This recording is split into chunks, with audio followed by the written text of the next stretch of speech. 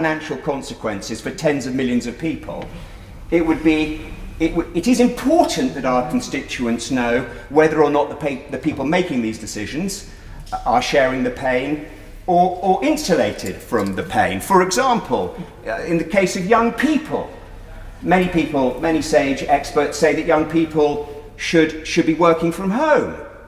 We know young people are now tied to their small kitchen tables in their bedroom in miserable environments. The new dark satanic mills, working endless hours in appalling circumstances because people with nice gardens and comfortable homes think that's what they should be doing. Yeah.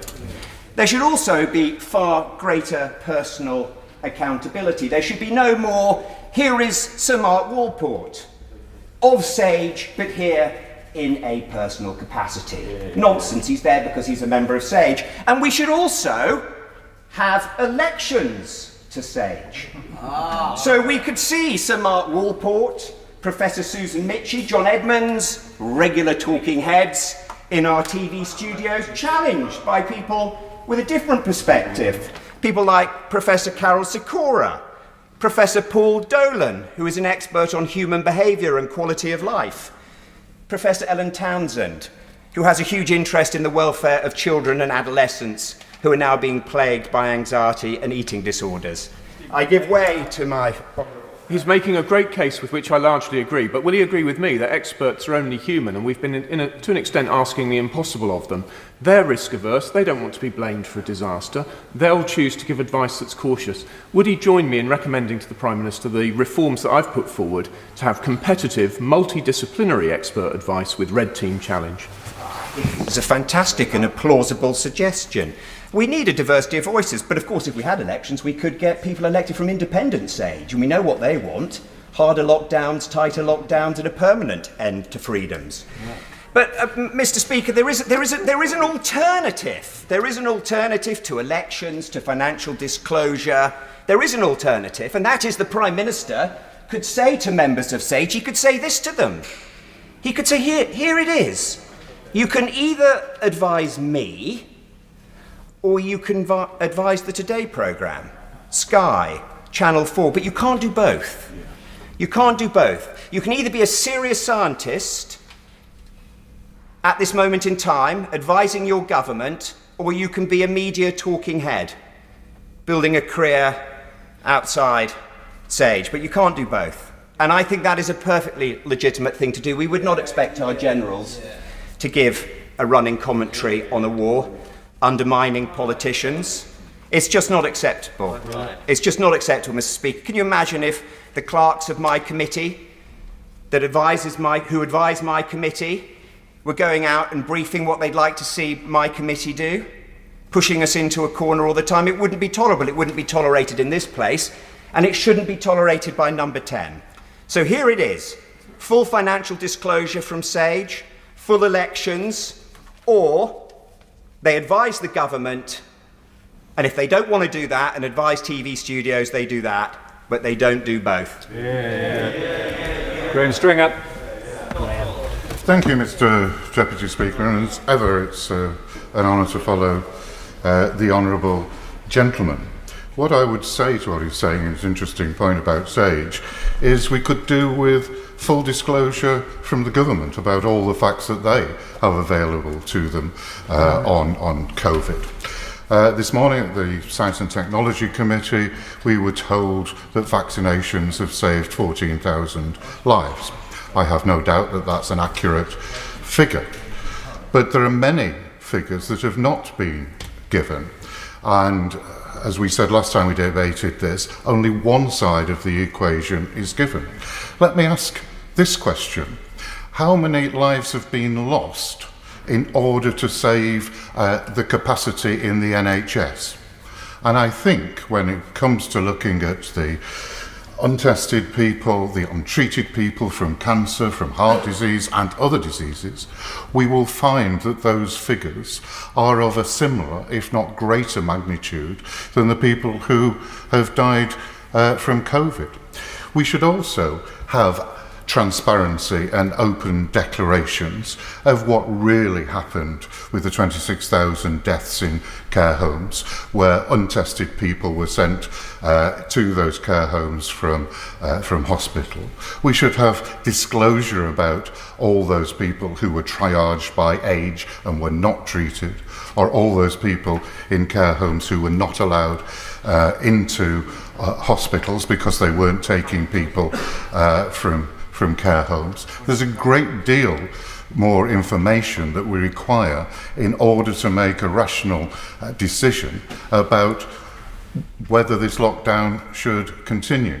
I agree with the Honourable, just one second, I agree with the Honourable gentleman from New Forest West, I think it is, that what we have here is the government asking for emergency powers when there is no longer an emergency. I give way to my colleague from...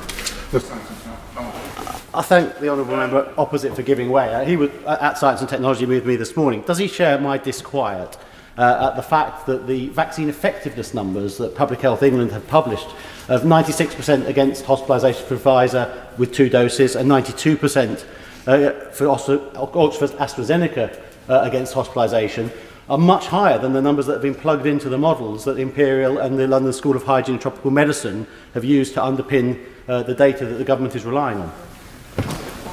I do agree completely that those are the numbers, the real numbers, as opposed to model numbers, are the numbers that should have been plugged into that model. They would have given a different scenario. And the Honourable Gentleman makes my point. In order to come to rational decisions about what risks as a country we should take and what risks individuals should take, we should have all the information up to date and available. I think that the government has refused on a number of occasions to give that information out. They have run a campaign to scare people into accepting the decisions that the government have made.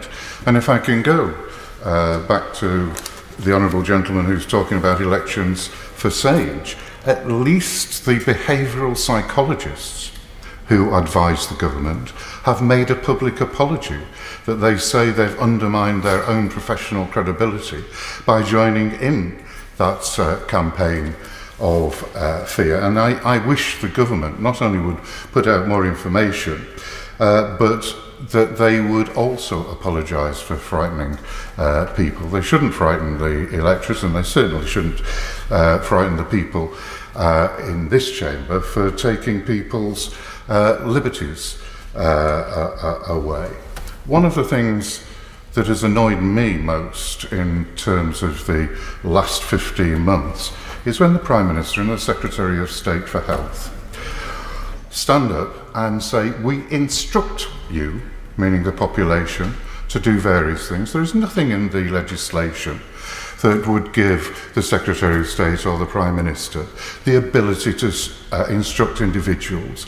We live in a liberal democracy where we pass laws, and those laws are enforced by the police, and then the courts take a decision if there is a prosecution, not where the Secretary of State acts like some kind of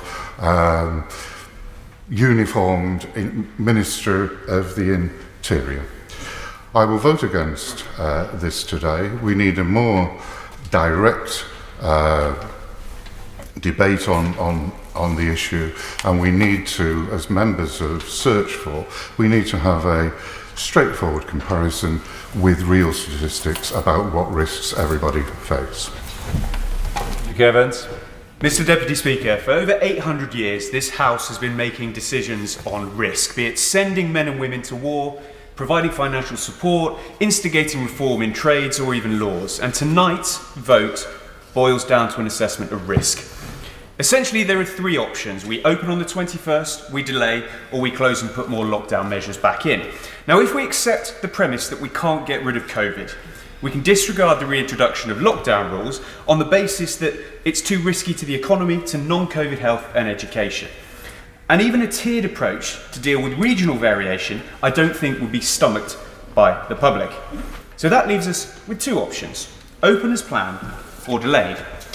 Now, I've checked the data like many of you on the dashboard this morning, and it shows the 7-day increase of cases, the average, is 38.8%, and hospitalisations increasing by 22%. We also know that we've vaccinated 79% of the population with 1 dose, 57% with 2 doses.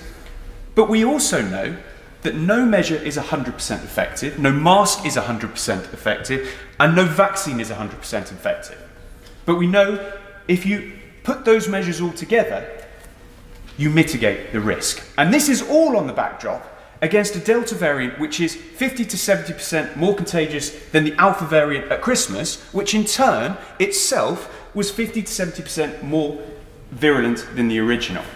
So therefore, this House is being asked to make a judgment call. Carry on opening as we are, risk further spread, increase hospitalisation, or buy time, see the trend, get more vaccinated, and reassess. But of course, at the expense of businesses and freedom.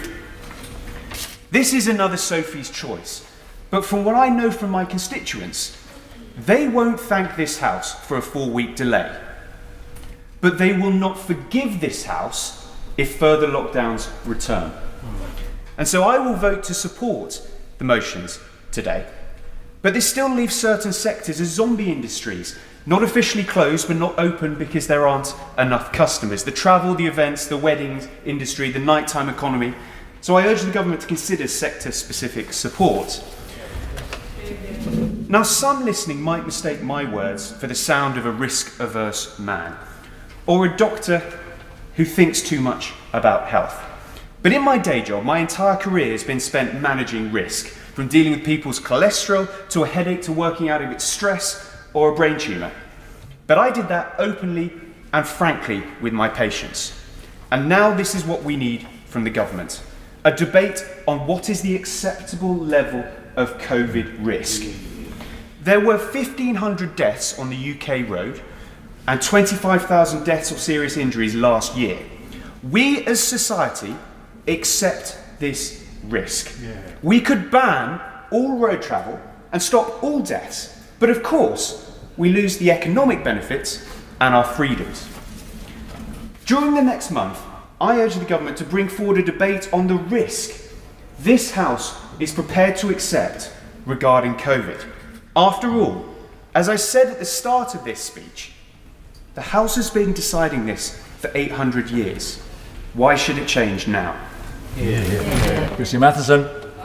Deputy Speaker, I'm sorry that the Secretary of State's not in his place because he's a Chester lad and I was hoping to offer him some Cestrian solidarity with the criticism of being termed totally F*** hopeless and given assurance that I would never have used F*** myself.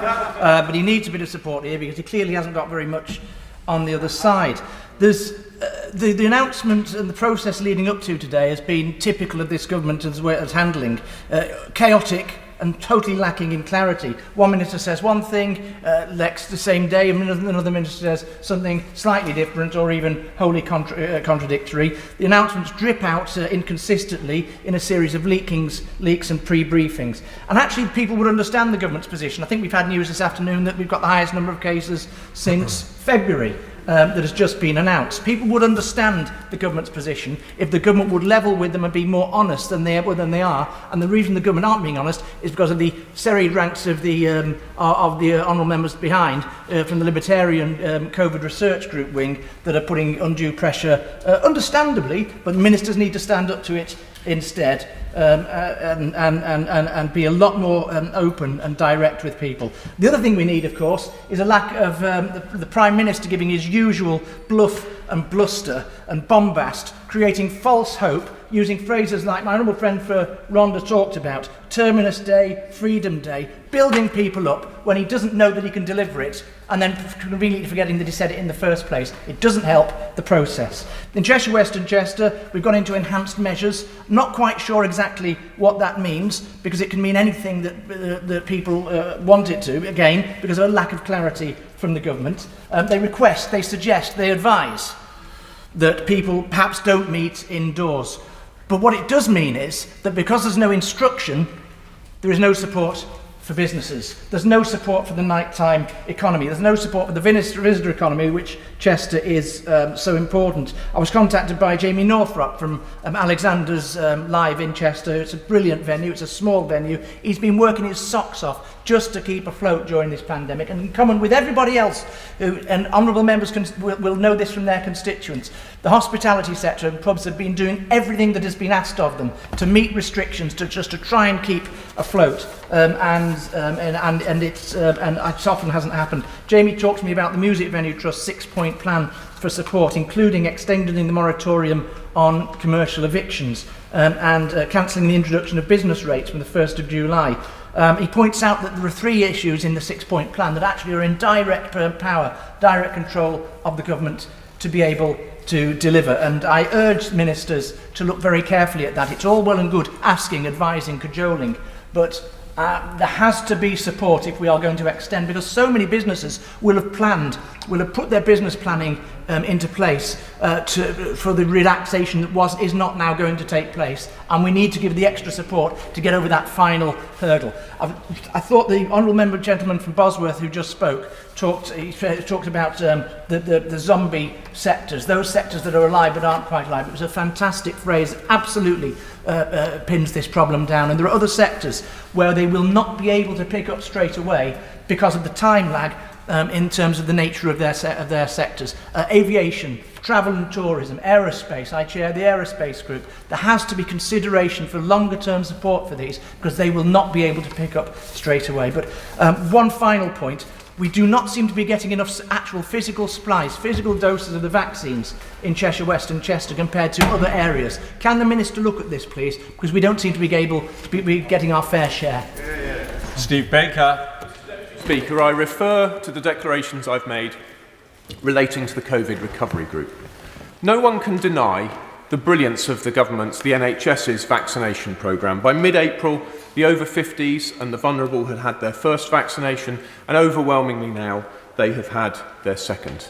That is reflected in the ONS antibody data, which is shows extraordinary levels for anyone over 50. Antibodies are there in that population which is vulnerable to the disease. That, though, brings me on to the best case which can be made for today's regulations, and that is that a small percentage of a big number is still a very big number. And it seems to me that that is the best case the government could make, that actually the ability of the NHS to provide other health care could be compromised by admissions from a younger population, because a small percentage of a big number is still a big number. But the big problem with that, the huge problem with that, is it concedes the point that our liberties can be used to manage the capacity of the NHS. And I can't concede that. My right honourable friend from Forest of Dean raised it earlier. That's not the way we should be going as a society. And I think if these restrictions which we're extending had been proposed for that purpose in the past, we would never have accepted them. Now in Wickham, people of course have been dutifully washing their hands, covering their faces, keeping social distancing rules. And yet early in this pandemic, I remember one dear, sweet lady, older lady, was beside herself with anxiety at the thought of having to go about her ordinary life with her face covered. And look at us now, taking it for granted. This is not normal. This is the dystopia which I stood here and forecast on the day we went into lockdown. Thousands of pubs and restaurants, theatres have struggled by, if open at all rather, then just breaking even, hardly breaking even. We've been told by UK Hospitality that they're still making a loss. The truth is the government hasn't got a systematic way of showing us the cost benefit of the measures that they propose. One of my colleagues earlier mentioned Professor Paul Dolan. I've done a lot of work with him. I'll write to ministers with a paper from him. He shows how to look not just at the splash of policy, but the ripples too. We really need to get this sorted out and embedded in a new Public Health Act, together with reform to modelling, and also some changes to expert advice, which I raised in an intervention. One of the most important things I think we've learned from Mr Cummings' leaked WhatsApp messages is that it seems the government's been significantly influenced by polling. I fear we'll have had a real doom loop here between polling and policy making, which has driven us into a disastrous position. We now We now must not tolerate lockdowns perpetually on the table. We must not tolerate a situation going on where we and the police are unclear about what the law is and how it should be applied. I mean, imagine that you can hug but not dance. What madness is this? We can't tolerate a situation anymore in which a government social scientist told the author of the book A State of Fear that the government had used unethical techniques of behavioural science to deliver a policy which he said, in his own words, smacks of totalitarianism. We have transformed this society for the worst. We have put in place a culture and habits which will take years to shake off, culture and habits which distance people from one another and diminish their quality of life, the quality of relationships that they have with one another. High streets are in danger of becoming haunted alleyways. We are in danger of hollowing out and destroying the entertainment industry, much that makes life worth living. Today's vote will go through, it's a foregone conclusion, but as one of my other right honourable friends said, was he implied, if the Conservative Party does not stand for freedom under the rule of law, in my view, it stands for nothing. We have got to have a turning point. We've got to recapture a spirit of freedom. Thank you very much, Mr. Deputy Speaker. It feels a little bit like Groundhog Day. Another month, another debate on COVID regulations. Yet we really shouldn't be here having this debate today. For people and businesses up and down the country, this 4-week delay to fully restoring our freedoms is a huge and very costly blow. Yet the sacrifices that continue to be demanded of the British people are not being coupled with the support that they need to do the right thing. And that is why Liberal Democrats will not be voting with the government tonight on the public health provisions. And whilst we support the motion on continuing the hybrid proceedings in this place, I would gently ask the Minister why it is the government thinks we as Parliament need to continue meeting in a hybrid way, whereas councils up and down the country have been forced to meet in person, often at great cost when they're already under huge amounts of pressure. As my Liberal Democrat colleagues and I have been saying for the past 6 months, the way to restore our freedoms must be three-pronged: vaccination, test, trace and isolate, and robust border controls. And the point's already been made countless times that the reason we're here is because ministers undoubtedly failed completely on the last of those 3 points by putting India on the red list far too late for political reasons, allowing the Delta variant to be seeded into the community. But even once the Secretary of State recognised it as a variant of concern, we know there was a 17-day delay in designating it as such, which meant surge testing commenced far too late. That cannot happen again. So, Mr. Deputy Speaker, the situation we find ourselves in was avoidable. Ministers must take full responsibility for having to delay the lifting of restrictions next week, and part of that responsibility is to support people to do the right thing. With businesses on their knees, jobs are at risk, and many of the self-employed have yet to get a penny of support. Hospitality, events, weddings, culture, tourism and travel industries are on their knees. Even after domestic restrictions are lifted, we know that the travel sector will have to continue to bear the brunt of restrictions, given the biggest threat to our full reopening in the UK will be variants brought back in through international travel. So the complete lack of a bespoke package of support for these industries beggars belief. Now, if we want to restore our freedoms fully next month, as the Prime Minister has promised us, and allow our economy to thrive again, then testing every potential case, tracing every contact and supporting self-isolation is absolutely critical. Experts have been calling for better financial and practical support for the past year, and finally the penny dropped earlier this month for the former head of Test and Trace that supported self-isolation was the missing piece.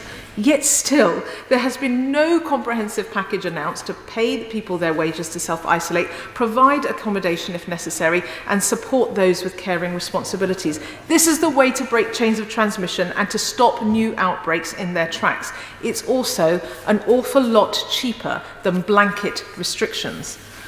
Now, learning to live with this virus, as I believe we absolutely must, requires a proper strategy and an action plan, not hoping for a fair wind. It brings together the UK's world-leading genomic sequencing capability with traditional public health test and trace at a local level, coupled with the right support. Our public health directors up and down the country are crying out for this. They will continue to be our front line for managing this virus as we learn to live with COVID. Let's give them them the tools they need, and not be back here again in a month's time asking for a further delay, or worse still, months down the line, be asked to reintroduce restrictions. Congratulations on your well-deserved recognition in the Queen's Birthday Honours List. Dame Andrea Leadsom. Thank you, Mr. Deputy Speaker. And isn't it wonderful to see so many colleagues in the chamber having a proper debate? And it is really interesting to hear what colleagues have to say. And I have to add my own deep concern about any restrictions on people's liberty. And frankly, if we weren't already in step 3 of lockdown anyway, I cannot imagine that anyone in this place would today vote for 4 weeks of restrictions on businesses, on weddings, on church congregations, and yes, on young people's end of school year celebrations with the current data that we have. But nevertheless, I'm going to disappoint some of the colleagues in this place by saying I will, with a very heavy heart, support the government, trusting that the government is determined, as we've been assured by my right honourable friend, the Secretary of State for Health, that if possible, those restrictions will be lifted after 2 weeks and not 4 weeks. I urge them to do that. But I want to use these very short remarks to raise a few specific questions on behalf of my constituency and others. Firstly, there are many businesses in the hospitality sector that are open but unable to make a profit because of the social distancing rules. Can these be relaxed a bit in this last few weeks? Surely we can do that. Secondly, many employers in hospitality and other sectors are now desperately trying to recruit staff through job centres. And yet, I'm told by businesses in my patch that many people are not responding to offers for interviews. And I don't know if other colleagues are finding that as well, but clearly what businesses in my area are concerned about is the long period of enforced lockdown and enforced inactivity is leading to an issue of motivation, and sometimes it's just easier to stay at home rather than get back out there again. What are we going to do? Many colleagues have talked about the success of frightening people into staying home. Surely we're going to need something to help people to feel motivated and to want to get back out there to work, to get our economy going again, and to help themselves recover from this difficult period. Thirdly, my constituency is home to Silverstone and the British Grand Prix, and it is due to take place from July the 16th to the 19th.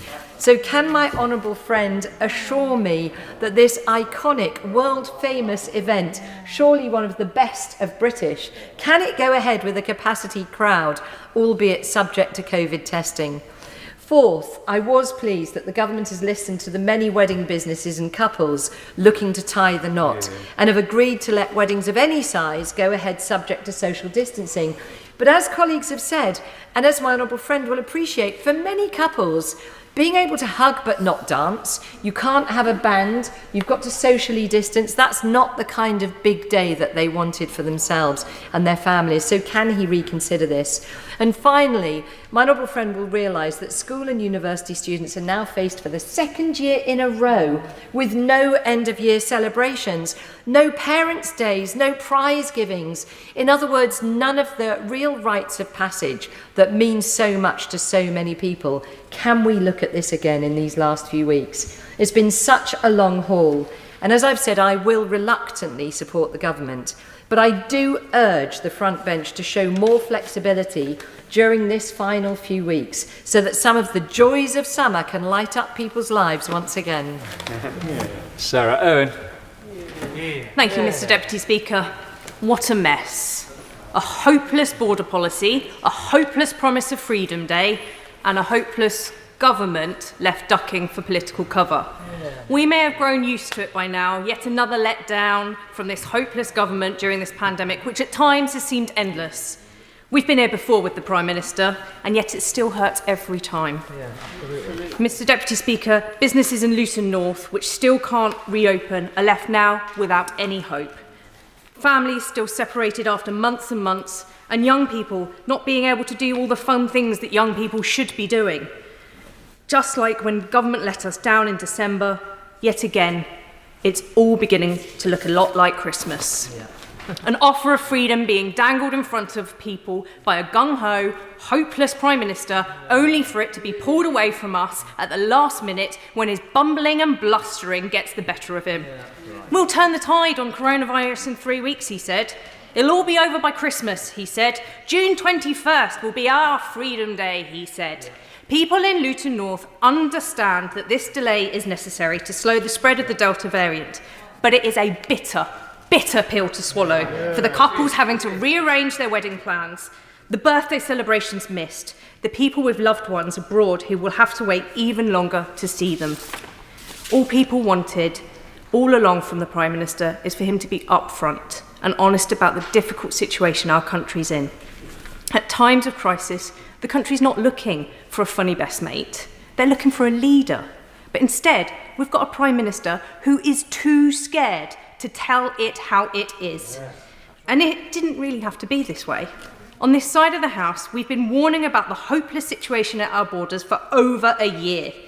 The Health Secretary admitted it himself last week to the Health Select Committee that a strong border policy has to be part of planning for any future pandemics. It's time for government to finally get a grip on the border and stop new and dangerous variants delaying our freedoms, and to stop over-promising and under-delivering. Now let me finish by coming back to that word hopeless. We know now that the hopeless Prime Minister thinks he has a hopeless Health Secretary. But what I think is absolutely obvious now is that at points in this pandemic when people were getting sick, families losing loved ones and businesses going to the wall, this hopeless Health Secretary, the hopeless Chancellor and the hopeless Prime Minister have been more focused on playing politics in Downing Street, struggling to contain all of those egos in one room than they have been on the priorities of people in Luton North and across the country. When doctors and nurses were on COVID wards in bin bags because there wasn't enough PPE, when families had to have Christmases, Eid, New Year separated from the people they love, when families were grieving the loss of loved ones, Downing Street was in chaos and the Prime Minister was not focused on them. He was instead focused on slating the Health Secretary on WhatsApp. I expect this from squabbling teenagers, not supposed leaders. People in Luton North and across the country deserve better than this. For this to be the final delay on our road back to freedom, this government finally needs to get a grip of both themselves and this virus. The British public have done their bit, but this hopeless government has been found wanting again. Aaron Bradley. Mr Deputy Speaker, and can I join you in congratulating my right honourable friend on her very well-deserved honour. She is a marvellous, marvellous example of a dame, and I've been very, very pleased to call her my right honourable friend. She and I know that the art of government and the art of being a minister is balance. It is taking conflicting lobby groups and interest groups and analysing them and assessing them and working out what is the right decision to take in the interests of the country. That's in the interest of the money that the government can spend, taxpayers' money, it's not our money, but also where the resources of government must go. And it's a very difficult job. That balance means that competing interests all come in and they all explain why their interest is the one that matters. And they're not interested as to whether the interest of someone else will be affected by their interest. And actually, ministers are probably doing quite a good job if nobody's terribly happy, because it probably means that they're catering to all interests a little bit. Now, my fear throughout this whole sorry saga of the pandemic, and I do pay tribute to the work that ministers have done. They have done an incredible amount of work and they have acted in the best interest of the country. But follow the science has become the mantra. And sometimes simply following the science is not enough, because the science is looking for one outcome and one single thing. And it is really reassuring actually to have heard ministers over the last few days say that we will have to accept that this is an endemic virus, that we will have to learn to live with it. Because there was a time that all we heard was that we would be actually eliminating this virus, and we simply can't do that. And I would ask that ministers think very hard about not just the science, but also the interests of people. Because we've been told for so long that we must do just essential activities. And for a long time, that was merely sleep, eat, drink, and possibly go out for an hour for exercise. Well, life is more than that. Life is so much more than the essentials. Life is those weddings with dancing and greeting loved ones. Life is being able to see loved ones in hospital when they are sick, something we've not been able to do throughout COVID. Life is about attending the British Grand Prix and many other occasions. Life is about the joy that you can get from these occasions and events. And that joy is we're constantly being told we can't have that joy because it will impact on the science. Now, the government has to start to celebrate and take advantage of the vaccine programme. We have got the most successful vaccine programme in the G7, something that I hope the Prime Minister, I'm sure the Prime Minister last week, reflected on. I'm very proud that in the North Staffordshire Clinical Commissioning Group, which I share with my honourable friend from Newcastle under Lyme, we have the highest level of vaccinations anywhere in the country. Yeah. We need to start to reap the benefits of that vaccine programme. Yeah. So with a heavy heart, I'm afraid to say to the Minister that I cannot support the government this evening, because I cannot find a way to explain to my constituents why the things they are looking forward to getting back to doing can have to wait. And I absolutely understand how it will have been put to the Minister. This Minister, it will cost lives. If you do not do this, Minister, this will cost lives. I understand that that's how it will have been put, but we have to accept that we cannot save every life. And I might have been able to be persuaded if the government was able to support those businesses that are unable to open. But that support is simply not there. The weddings industry, the hospitality sector, nightclubs. So I'm afraid that whilst I have a heavy heart, I will not be able to support the government, although I will on the procedural matters, which I'll just say before I sit down, Mr. Deputy Speaker. Sammy Wilson. Speaker, and like the member for Staffordshire Moorlands, I will not be supporting the government this evening, but I will not be with a heavy heart. It will be because I have a real conviction that what is being done and the approach that the government has made on this issue is wrong. And we have heard it again here today, and we heard it yesterday from the Prime Minister, that the very basis of pushing and promoting this policy is to instil fear into the hearts of people across the United Kingdom. Listen to the Prime Minister yesterday. We have to delay this because this new variant could kill people in ways we can't foresee or we don't understand. The same old message. If you do not obey these restrictions, then you're in danger, either of dying yourself or your relatives dying, and you can't put your nose out the door, you can't do the things you want to do in normal life because there's a real danger you'll die. Even though, of course, the statistics show that even of those who contract coronavirus, a very small proportion, less than 0.3% actually died. And of those, even the World Health Organization has said that many of those deaths may not even be attributable to coronavirus anyway. If you've been tested for coronavirus 28 days before you died in a car accident, you will still qualify as a coronavirus death. And so the statistics themselves have been even used in a way to try and reinforce the message of fear.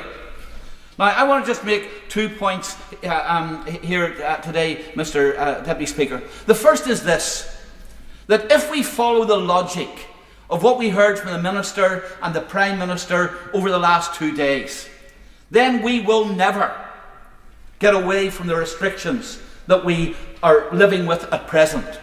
Because the Minister has admitted that we will have to live with coronavirus. And we know that the virus itself will mutate. So we're going to get different versions of it. And if we get different versions of it, we'll be told that this version is different than the last version. It's more dangerous, it's more contagious, it leads to more deaths, it leads to higher infection rates, or whatever. So there's justification for keeping the restrictions in place. And indeed, we heard from the Minister today not only the current restrictions, but we know that we're now going to have further restrictions in the future. If you work in the care sector, you're going to be forced to have a vaccination. He didn't answer the question, but I assume that if you visit anybody in hospital or a care home, you're going to have to prove you had a vaccination. And if you are a peripheral worker, are you going to have the vaccination? So we can see already that the government is thinking of people have accepted these restrictions. There will be other things in the future which are going to be forced on them. The second one is this, that the Minister said he was going to follow the data. Well, let me tell him some data. Unemployment in my constituency has gone up by more than 100% as a result of restrictions. Businesses are going under. Between now and what is called terminus day, many people will find their employment terminated, their business terminated, their livelihoods terminated, and for those reasons, I will not be voting for these restrictions tonight. Thank you, Mr. Deputy Speaker. I think throughout this process it's been heartbreaking, debilitating, wearing. So to be here again talking about a further 4-week extension is absolutely the worst possible outcome for so many of us. It's so disheartening. But I say this knowing that I will be supporting the government tonight, and I'm interested, actually, unfortunately, to see that my constituency neighbour, the Honourable Member for Blakeney and Broughton, is no longer in his place, because he made a very eloquent speech talking about why he couldn't support these measures on the grounds of civil liberties. And I wanted to remind him that about a quarter of his seat is actually in the city of Salford, where I was a councillor for a while. The city's motto is Salus Populi Suprema Lex, the welfare of the people is the highest law. The infection rates in Greater Manchester, which are some of the highest in the entire country, are highest in Manchester and Salford, which is what his seat straddles, so he cannot say that he's putting the welfare of the people in his constituency at the highest level.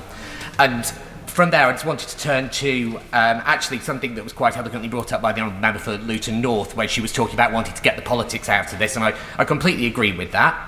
I do, which is why it was so frustrating yesterday that in the Manchester Evening News, the lead member for Health on Rochdale Borough Council was dismissing all of the vaccination programme as a gimmick and a slogan, and was talking about, rather hinting that the government was withholding vaccines from certain areas.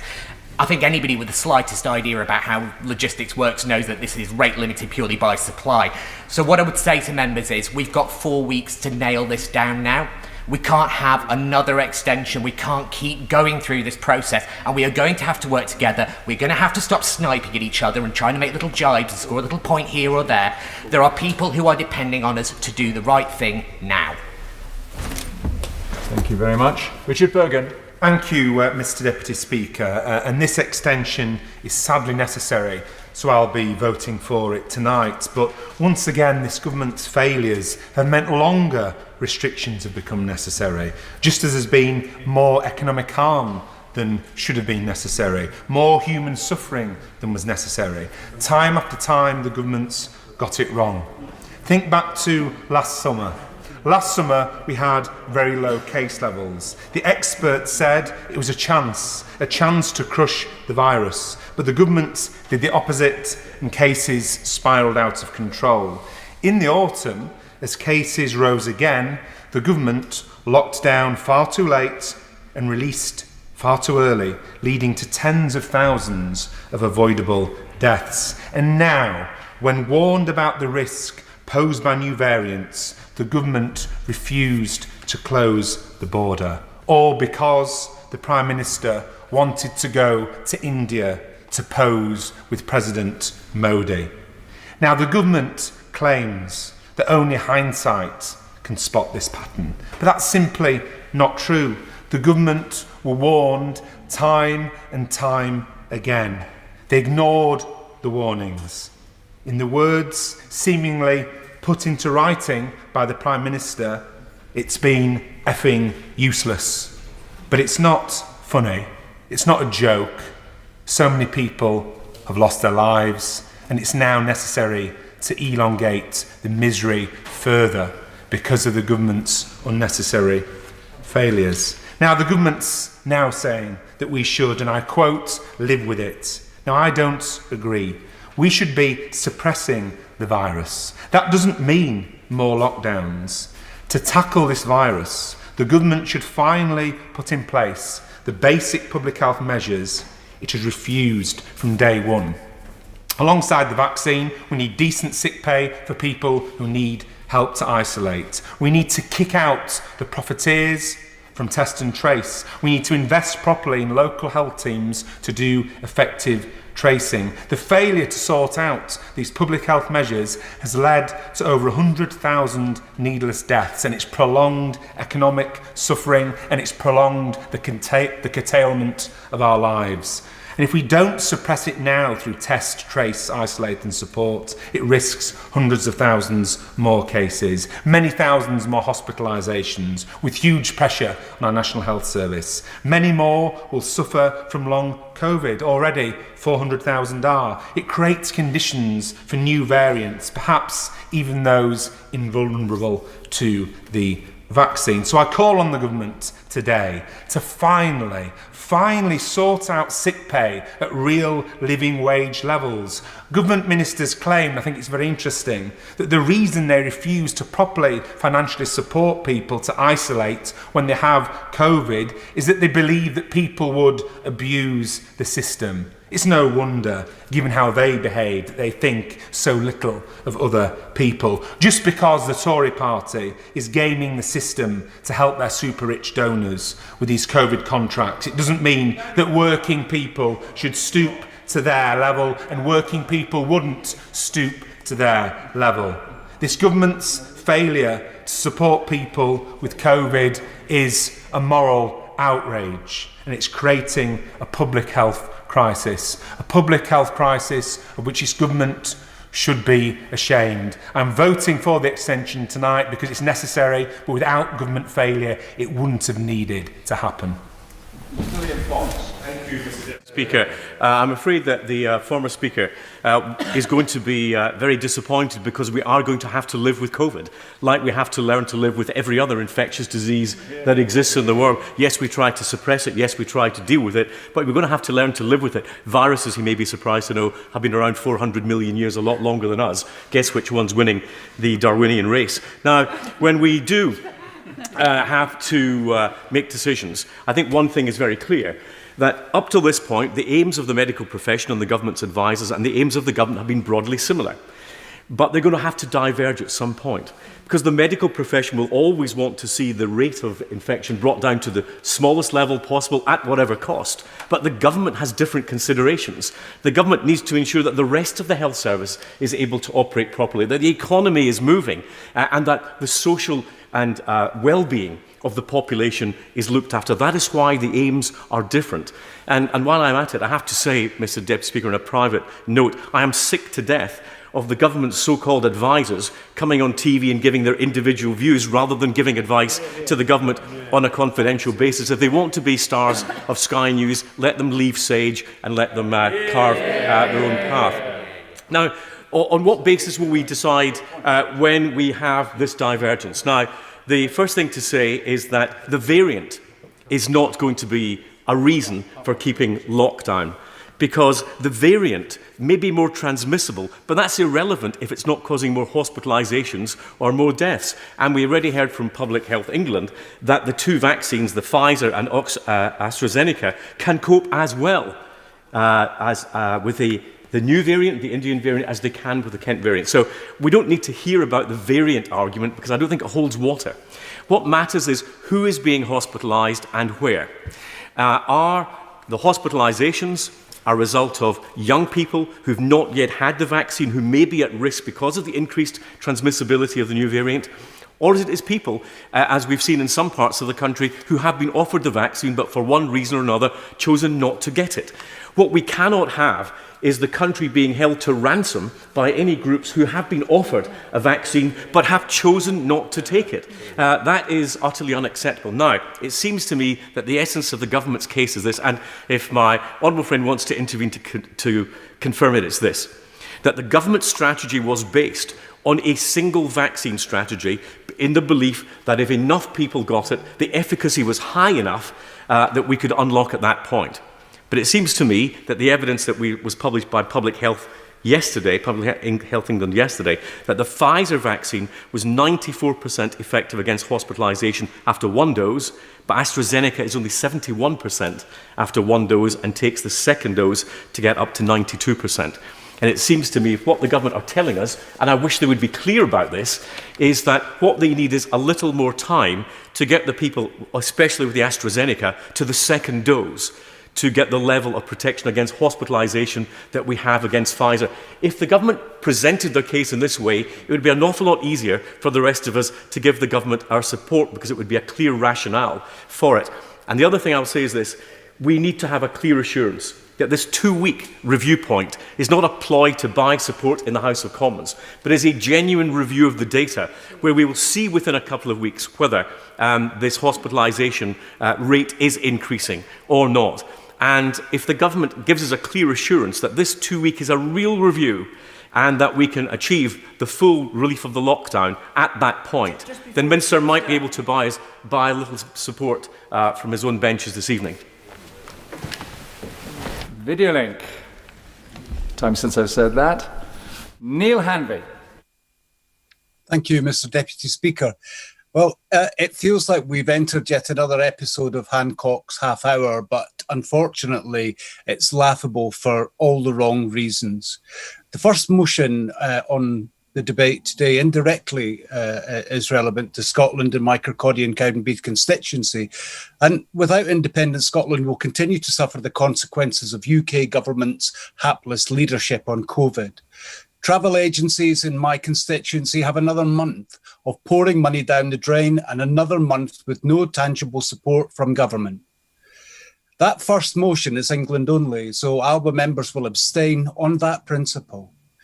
But to those who have suffered loss of life and bereavement, the government's response of repetitious, braggadocious claims at every juncture must be disheartening. It's more indicative, as I said earlier today, of a Del Boy Britain. Everything will be fine because we're British. It's precisely why we find ourselves in this position. This government have put political priorities over public safety. There's been a lack of action on border control at the start of the pandemic and with the identification of the Delta variant. They've allowed new variants to enter and seed, and the weekend's failure by the UK Prime Minister to lead the G7 to invest in vaccines and cash in line with World Health Organization's identified need is absolutely unforgivable. There has been an unwillingness to listen, to learn and respond. Chaotic messaging, abandonment of testing in March 2020, instead of using that nadir of the pandemic to expand testing. The Secretary of State has continued in his overconfidence in the field lateral flow test devices, and the chaotic education policy has only made things worse.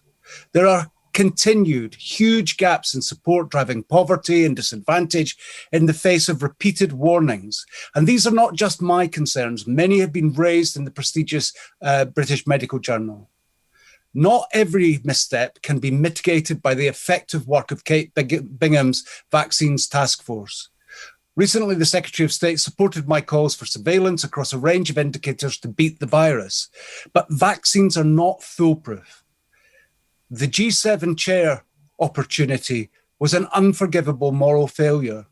Vaccines, cash, but also robust international surveillance is urgently required.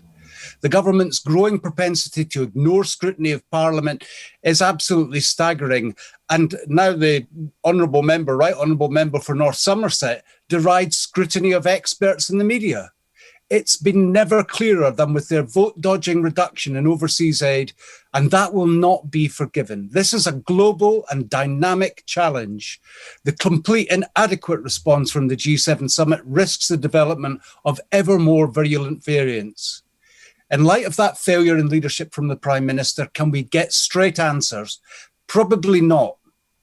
What action is the Secretary of State taking to secure our public health by working to meet those WHO targets for vaccines, cash and surveillance? Any return to normality will only happen when we're all safe. Thank you. Robert Sims. Point of order, Dr. Liam Fox. Deputy Speaker, I wonder if it would be possible for you to convey to Mr. Speaker the need that while we're still in the restrictions we have in Parliament, we need to try to find ways when we are able to intervene with the contributions being done by video, because otherwise we are unable to challenge the sort of views of the Scottish nationalists who claim that the problems they suffer in the COVID pandemic are a result of the United Kingdom government's actions when they themselves have the same powers to deal with them in Scotland had they chosen to do so differently, but they haven't. I'll make absolutely certain that the request that the Right Honourable Member has made is presented to the Speaker, and I'm sure that he will respond in his usual fashion. Sir Robert Sims.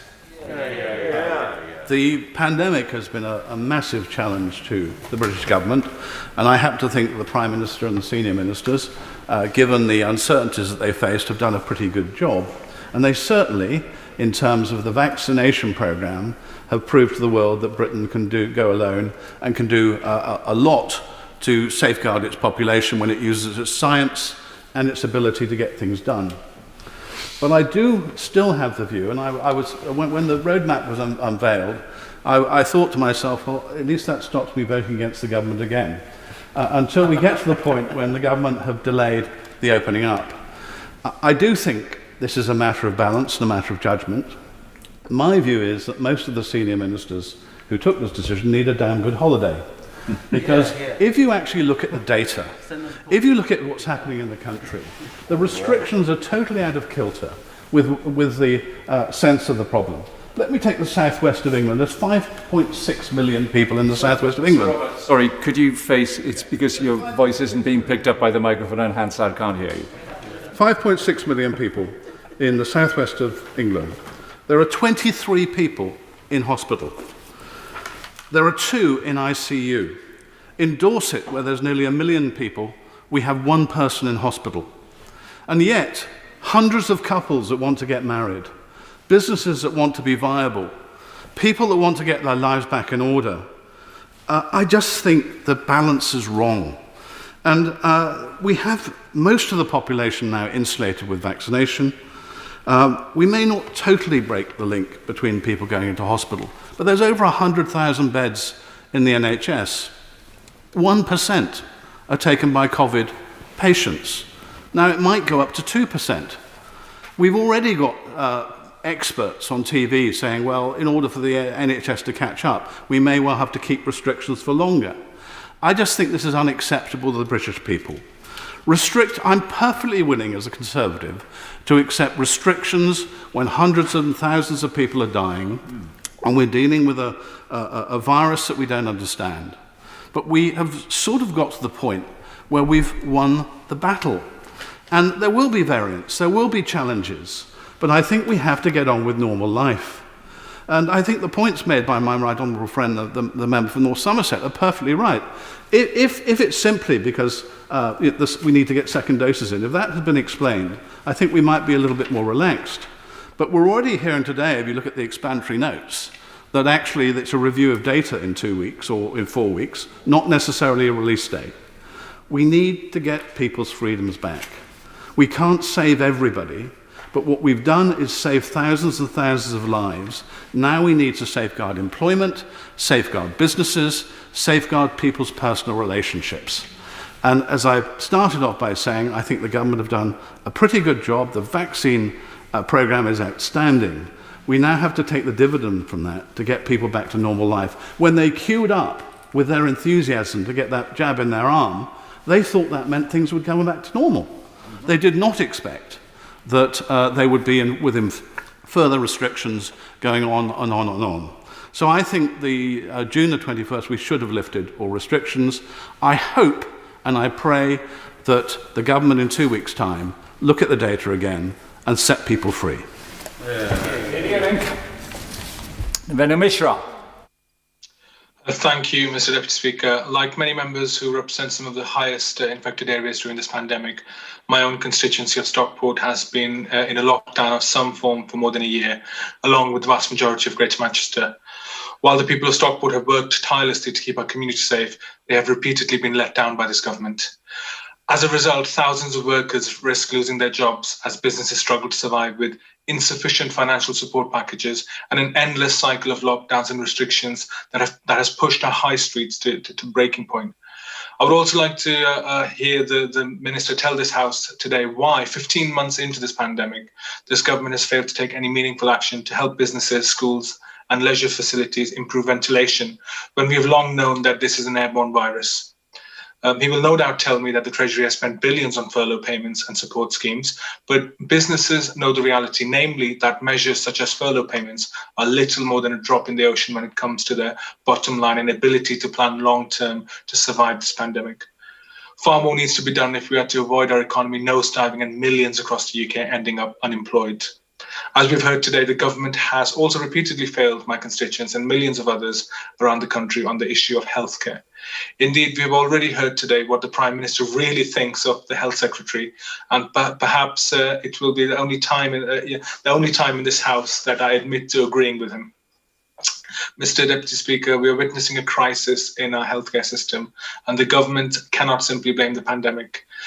Indeed, in the months before the COVID crisis began, a source at Stepping Hill Hospital in my town told the Manchester Evening News that patients were, and I quote, stuck outside in ambulances with every corridor full of patients on trolleys and many forced to wait up to 24 hours to be seen for treatment. This is not the fault of NHS workers who have performed heroically throughout this pandemic. The blame must be laid squarely at the door of this government following a decade of chronic underfunding of our health service. The latest set of official NHS figures have revealed that record numbers of people are on hospital waiting lists across Greater Manchester. Stockport CCG, which covers my constituency, has more than 37,000 people waiting for vital hospital treatment. This is the highest level in the region, which is completely unacceptable. And this is compounded by the fact that most are having to wait at least 18 weeks for treatment. My constituents aren't alone. Across the country, more than 5 million people are now waiting for routine treatment, such as hip and knee operations, which is the highest level on record. COVID is, of course, a factor, but the reality is that this crisis had followed years of chronic underfunding by this Conservative government, and we are now unfortunately having to reap what they've sown. A further contributory factor in the rising number of infections is the scandalous lack of sick paper workers who are forced to self-isolate, feel unwell, or take time off to look after loved ones who are ill. They're being punished for following government guidance and in many cases are left with no alternative but to continue to work while potentially infectious due to lack of available support.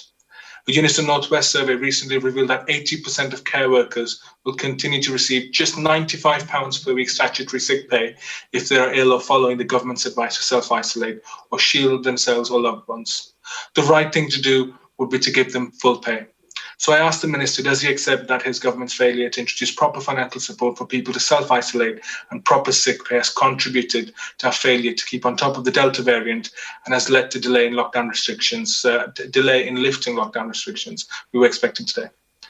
As the Prime Minister's former senior advisor recently said, fundamentally, there was no proper border policy because the Prime Minister never wanted a proper border policy. Our workers, businesses and most vulnerable in society are now paying the price for this wanton disregard of our nation's health. Thank you, Mr. Deputy Speaker. Simon Fell. Thank you, Mr. Deputy Speaker. I don't think anyone envies the task and the decisions that this government and this Prime Minister have to make. We've got a vaccination programme that's the envy of much of the world. 30 million adults now having had 2 jabs, 90% plus. Protection against hospitalisation from this Delta variant. We've also got a roadmap that was clear and linked to the success of that same vaccination programme. But against that backdrop, we're being asked to approve a further delay here today. I spoke to local health leaders in Cumbria and in Barrow and Furness over the last few days, and the message from them was clear. They support this delay. Our Director of Public Health was stark. Because we're trying to cover and backfill 5 million people on a NHS waiting list, even a small fraction of COVID patients going into hospital risk the NHS being overwhelmed. And so on that basis, and on the basis of the rationale put forward by the Secretary of State, I support these measures as one final push, one last heave before we return our freedoms. But we need to be absolutely clear about what this delay means. It extends impositions on our liberty, our livelihoods, people's health, and the future of young people. And while the state's got a duty to protect its citizens, our objective can't be 0 deaths. As my honourable friend from Penistone and Stocksbridge wrote so eloquently earlier this week, and I apologise for bastardising her words, we don't live to avoid death, we live to enjoy life. And it has to be on that basis that we make the final judgment to unlock next month. Would you allow me on that point? I'm extremely grateful. I'm listening to him very carefully, and it is the good argument for voting for these restrictions. Of course it is. But can I just say to him, has he considered the possibility that the NHS, very sadly now, is going to be under pressure for years dealing with this backlog? My friend makes a very good point. I'm making the judgment based on my own local knowledge and that of my Director of Public Health, but we all have to make that decision in this place today. We can't afford for schools to close again, for young people to miss any more of their lives, or for any of our businesses to close as a result of further impositions. So it has to be one more heave to protect more people. And then we've got to accept that in the face of a virus that we are not going to get rid of and will continue to mutate and challenge us whilst we're on this earth, we've got to vaccinate as many people as possible and then give people back their freedom. Because there's a more fundamental issue at play here, which is public acceptance. We made a delicate compact with people over the last year. We restricted their liberties to keep them safe, and already we're seeing compliance with that law beginning to fray. We must accept that people expected their liberty to return as vaccinations were rolled out. But as we vaccinate more, acceptance of that compromise falls. If we can't maintain that compact, then our response to it has to change. So I hope and expect, with this final surge of vaccinations, when we return on the 19th of July to a society where people will be able to make their own choices. It's easy to sloganise about freedom. I, for one, am deeply uncomfortable about living in a country where we dictate to newly married couples whether they can cut their wedding cake or not. I believe this government has acted honourably and with good intention throughout this horrible pandemic. So, Mr. Deputy Speaker, I'm giving it my support tonight for one last heave to finish the job, and then we must return all of our freedoms on the 19th of July. Point of order, Peter Bone. I wonder if Mr. Deputy Speaker could help me in regard to social distancing. There is not a single Labour member on the opposition benches. There's no SNP. There's no Liberal Democrats. There's no Plaid Cymru. Of course, there's a DUP. Would it be appropriate, because these benches are packed, for half of us to move over there to improve social distancing? Well, I think, Peter Bone, if you have a look around, even on the Conservative benches, there are a few green ticks there. So I think, please stay where you are. Jim Shannon. Speaker, I'd be very happy for the honourable member to come over here and join us on our side where we are here if he wishes to do so. I know we're in together in many things anyway. Can I just say, I do believe that we have to live with COVID-19 and the same as I get a flu jab every September, October of every year because I'm a diabetic and that's the way it is. Same way we'll get a COVID-19 jab come that time as well. And it's been a very long, hard road to recovery. And I think I want to put on record very clearly my thanks to government and to the Health Minister, Matt Hancock, and indeed to my own Health Minister, Northern Ireland, Robin Swan, for all that they have done to keep us safe over this last period of time. It was very important to put that on record. I understand that the weddings are seemingly an issue for many, and certainly are for me and for my constituents as well in the hospitality sector. The wedding attendance is allocated via the risk assessment of the said venue. Self-distancing is to be absolutely critical to make that happen. And there are so many wedding venues that can increase their numbers and have extra numbers there because of the distance they can have when it comes to self-distancing. Weddings are the most significant day for couples, and there's nothing more heartwarming than seeing your guests smile with joy. The self-distancing has made that happen. Can I make a plea to the Minister for churches? I do it because I'm a regular church attender, but I do it for everybody else who also attends church and would like to do so. We know that we have to self-distance in church. We do know we have to wear a mask in church, and we understand that. But I'm just wondering, are we getting to the stage, Minister, where perhaps maybe it'll be a stage where we can attend church and we don't have to wear a mask? Again, I ask it as a question. Is it possible, if we're adhering to the social distancing? For instance, when you go to a restaurant and you don't have to wear a mask, it seems a wee bit, perhaps maybe for churches that the same rules should apply. And I would request easement for the weddings in churches as well. Again, not every church would have the capacity for self-distancing, I understand, to have a wedding, but there are many who would. And I believe that there's a way forward safely to do that. Tourism is a crucial sector for our economy, where again the restrictions are blurred and many are left confused. And I just make this request again to government. The issue with test and passenger locator forms are discouraging people from booking holidays, not to mention that Portugal was taken off the green list. I don't say it as a criticism to the Minister, but I just make the point that maybe we need more clarity in relation to that. And the focus needs to be on making travel more accessible and efficient to encourage those to travel, even if it is within the United Kingdom. A constituent of mine has recently left for work in the EU, where he was charged £85 for a PCR test. Not to mention the test requirements for when he comes home. Could I ask the Minister again if it's possible to review this approach, allowing lateral flow tests that are acceptable in our schools to be acceptable for travellers? I make the point for the, I believe this instills more efficient travel, where travellers can save money and travel with less hassle. I make a point as well, Mr Deputy Speaker, for those who are tour operators. And the buses, we know all the problems with the buses. They can't self-distance in the bus and then be a viable. But is there? And I would make a plea that if we're going to have it for another few weeks, which we are, I believe that'll be the intention of us here, that we can make sure that those businesses are protected and the jobs are secured. I also, Mr Deputy Speaker, in the short time left, make a plea for live music. For the live music, which I believe is crucial to many aspects of life in itself, for us personally, but also for the venues, for the hospitality sectors, for weddings, for concerts. I appreciate that there's always a risk of singing.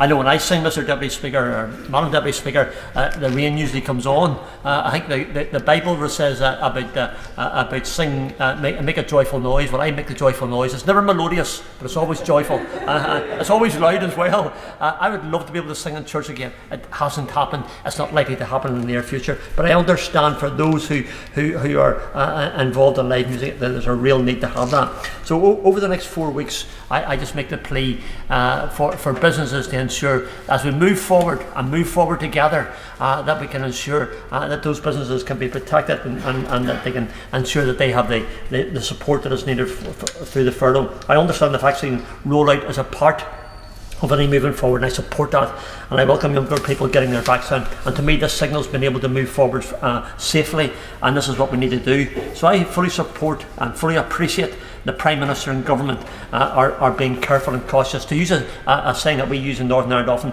it is better to be safe than sorry, and it is better to be safe than sorry today. So I will be supporting Government and what they're putting forward, and both the votes that they come forward, because I believe it's right.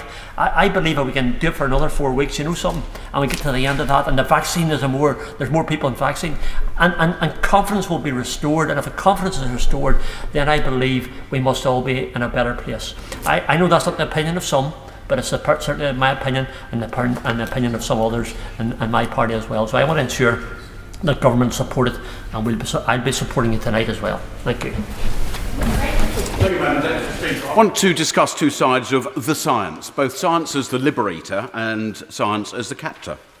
We've seen through this process new vaccines have been created using messenger RNA, completely new type, that will serve us well, I'm sure, globally into the future. We've created and rapidly tested them, rapidly rolled them out, and that is all to the real good. We've repurposed existing drugs, such as the steroid, very cheap steroid, dexamethasone. We've used antivirals that were used before, remdesivir being just one, and we've discovered new treatments like monoclonal antibodies. We've created a testing regime that enables us to rapidly test vast numbers of the population for their COVID status. Now, these were the new tools that I'd hoped would prove science as the liberator. And the results were extremely good. Let's look at those facts again. We've heard them many times, but I think they're worth putting on the record once more. With just one dose of any of these vaccines, protection's good. With 2 doses, it's truly exceptional, at over 90% protection against hospitalisation. And even those that do find themselves in hospital after vaccination are generally not finding themselves dreadfully unwell. So we've seen hospitalisations reduced. We've got less than 1,000 people in hospital, or 1,000 thereabouts. Just 1% of NHS capacity. And I'm sure ministers would respond to that, saying that's the way they want to keep it. But I'm afraid the argument will never end. We've got a death rate of about 10 deaths per day out of a background death rate in the country of 1,100 per day, currently under the usual average. But let's look at those 10 deaths within 28 days of a positive COVID test. Their husbands, their wives, their brothers, their sisters, their parents, their friends. Each is a tragedy, each is a family loss, each is a dreadful event. But surely, with such low levels, we should now be provided with the data as to why. What were the deeper underlying reasons behind those deaths? And I certainly hope ministers have been provided with that information. Because there's a world of difference and a difference of interpretation that this place would make between the death of a young, fit person and somebody with morbidities, perhaps in a hospice with life-threatening conditions. Let's examine science as the captor. Our ability to sequence the genome is incredible. The UK is a world leader. Hundreds of variants have been discovered, and doubtless once the Delta variant has passed through, just as the Alpha Kent variant has been and gone, we'll discover more. Will it be a Californian one, a Buenos Aires one, the Epsilon, the Zeta, and I'm sure we'll simply run out of Greek alphabet before and over the coming months. But each one causes hysteria. The media go berserk. The scientists are like having the decorator in your house. You get sucking of teeth, shaking of head, and you know there's bad news around the corner. We've seen modelling. The 5 key modellers have come up with a roadmap published in February that the government understood and led to the roadmap we're on. But every one of our figures are better than that. And that makes this statutory instrument so unintelligible. I would rather trust the people. What if we were to go for freedom on the 21st of June? What would I do? Because I think I'm just pretty normal. Would I be throwing away my mask in the supermarket? I very much doubt it. I carry the sterilising gel in my pocket, and I can say to you, Madam Deputy Speaker, that more alcohol goes through my hands on a daily basis than a night out with George Best and Oliver Reed. Would that stop? No, it won't. The public outside of this bubble have already moved on. They've broadly given up on these petty, fogging rules. We should trust the public, and I will not be supporting the government this evening. Miss Green. Thank you, Madam Deputy Speaker. The government asserts that it does not have a zero COVID policy or a zero COVID strategy. Well, if I accept that that is the case, it does seem as though it's a 0.1 COVID strategy. It's almost zero, but not quite. The government also at the same time accepts that the disease is endemic. And this is a very curious position where it's endemic, but the government is still trying to get the disease as close to zero as possible, which I would suggest requires pretty robust action from the government for the long term. Now, the original lockdown was to flatten the curve and protect the National Health Service. And even though the Nightingale hospitals were soon mothballed and then closed, that was not enough. Lockdown was then intended to enable test, track, trace, and isolate to get up to speed, and it must surely be there now. But again, that was not enough. Then it was to vaccinate the most vulnerable, the over 50s, or the most frail in our society. This is when the narrative was that the first dose would provide the vast majority of the protection required, far better than the influenza jab, and that the second jab at that point was only really to give a longevity to the resistance to COVID that would be required. Now, this should have, and the expectation was that at that stage, this would cut the overwhelming majority of deaths and hospitalizations, and this is the case, but still, that was not enough. Then it was to have everyone then given the second dose. That's almost been achieved, but as the Secretary of State announced a short while ago, the rollout of vaccinations now is intended for 21-year-olds. They can now sign up to get the vaccine. And again, this seems not to be enough. Now, in Bolton, we've been through a very difficult time. There's been an amazing amount of good work, hard work from so many locally. But with this new Indian variant, or variant of concern, we coped. And the impact on our health service was far less than the peak in January earlier this year. The NHS held up, and I believe it's quite clear now that the link between transmission, hospitalisation and death has been severed. And again, this is not enough to find our lockdown terminus. The narrative in recent weeks seems to have shifted from initially being about dealing with the Indian variant and seeing how risky and dangerous that was to the country. I think the evidence that's available at the moment shows we can cope with it. But the position seems to be shifted from dealing with the Indian variant and trying to understand it to now offering every adult 18 and over the first dose. As night follows day, this will still not be enough. The Health Secretary has been downplaying to some extent earlier this week the value of the first dose and promoting the value of the second dose. So should we now be anticipating a shift later in the year for every adult to be offered that second dose as well? That takes us well into September, perhaps a little beyond. We can see the rolling of the pitch for child vaccinations, compulsory vaccination of certain co-workers and perhaps others, the rolling of the pitch for, I'll give way to my honourable friend.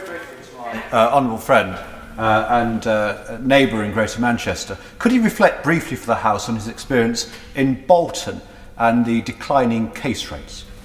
I thank my honourable friend for raising this important point. Transmission in Bolton is clearly on the way down. This demonstrates the actions taken and the effect and impact of this particular variant of concern, which had more impact in Bolton than almost anywhere else in the country. It's on the way down. This should give reassurance to the country that we can cope without a further extension to these measures which are having such an impact on so many people. We just think, for example, about the 5 million waiting list for hospital treatment, which would be far longer if people had better access to GPs to get those referrals. So when I ultimately think about what's going on, I was going to mention as well the G7 is suggesting a global vaccine program as well. Would we have to wait until that's been delivered? Because until everyone is safe, no one is safe. So when the Prime Minister refers to a terminus, I fear he doesn't mean the end. I fear he's thinking more of a bus terminus, where we end one journey to start another, and there'll be another vehicle to impose another lockdown extension.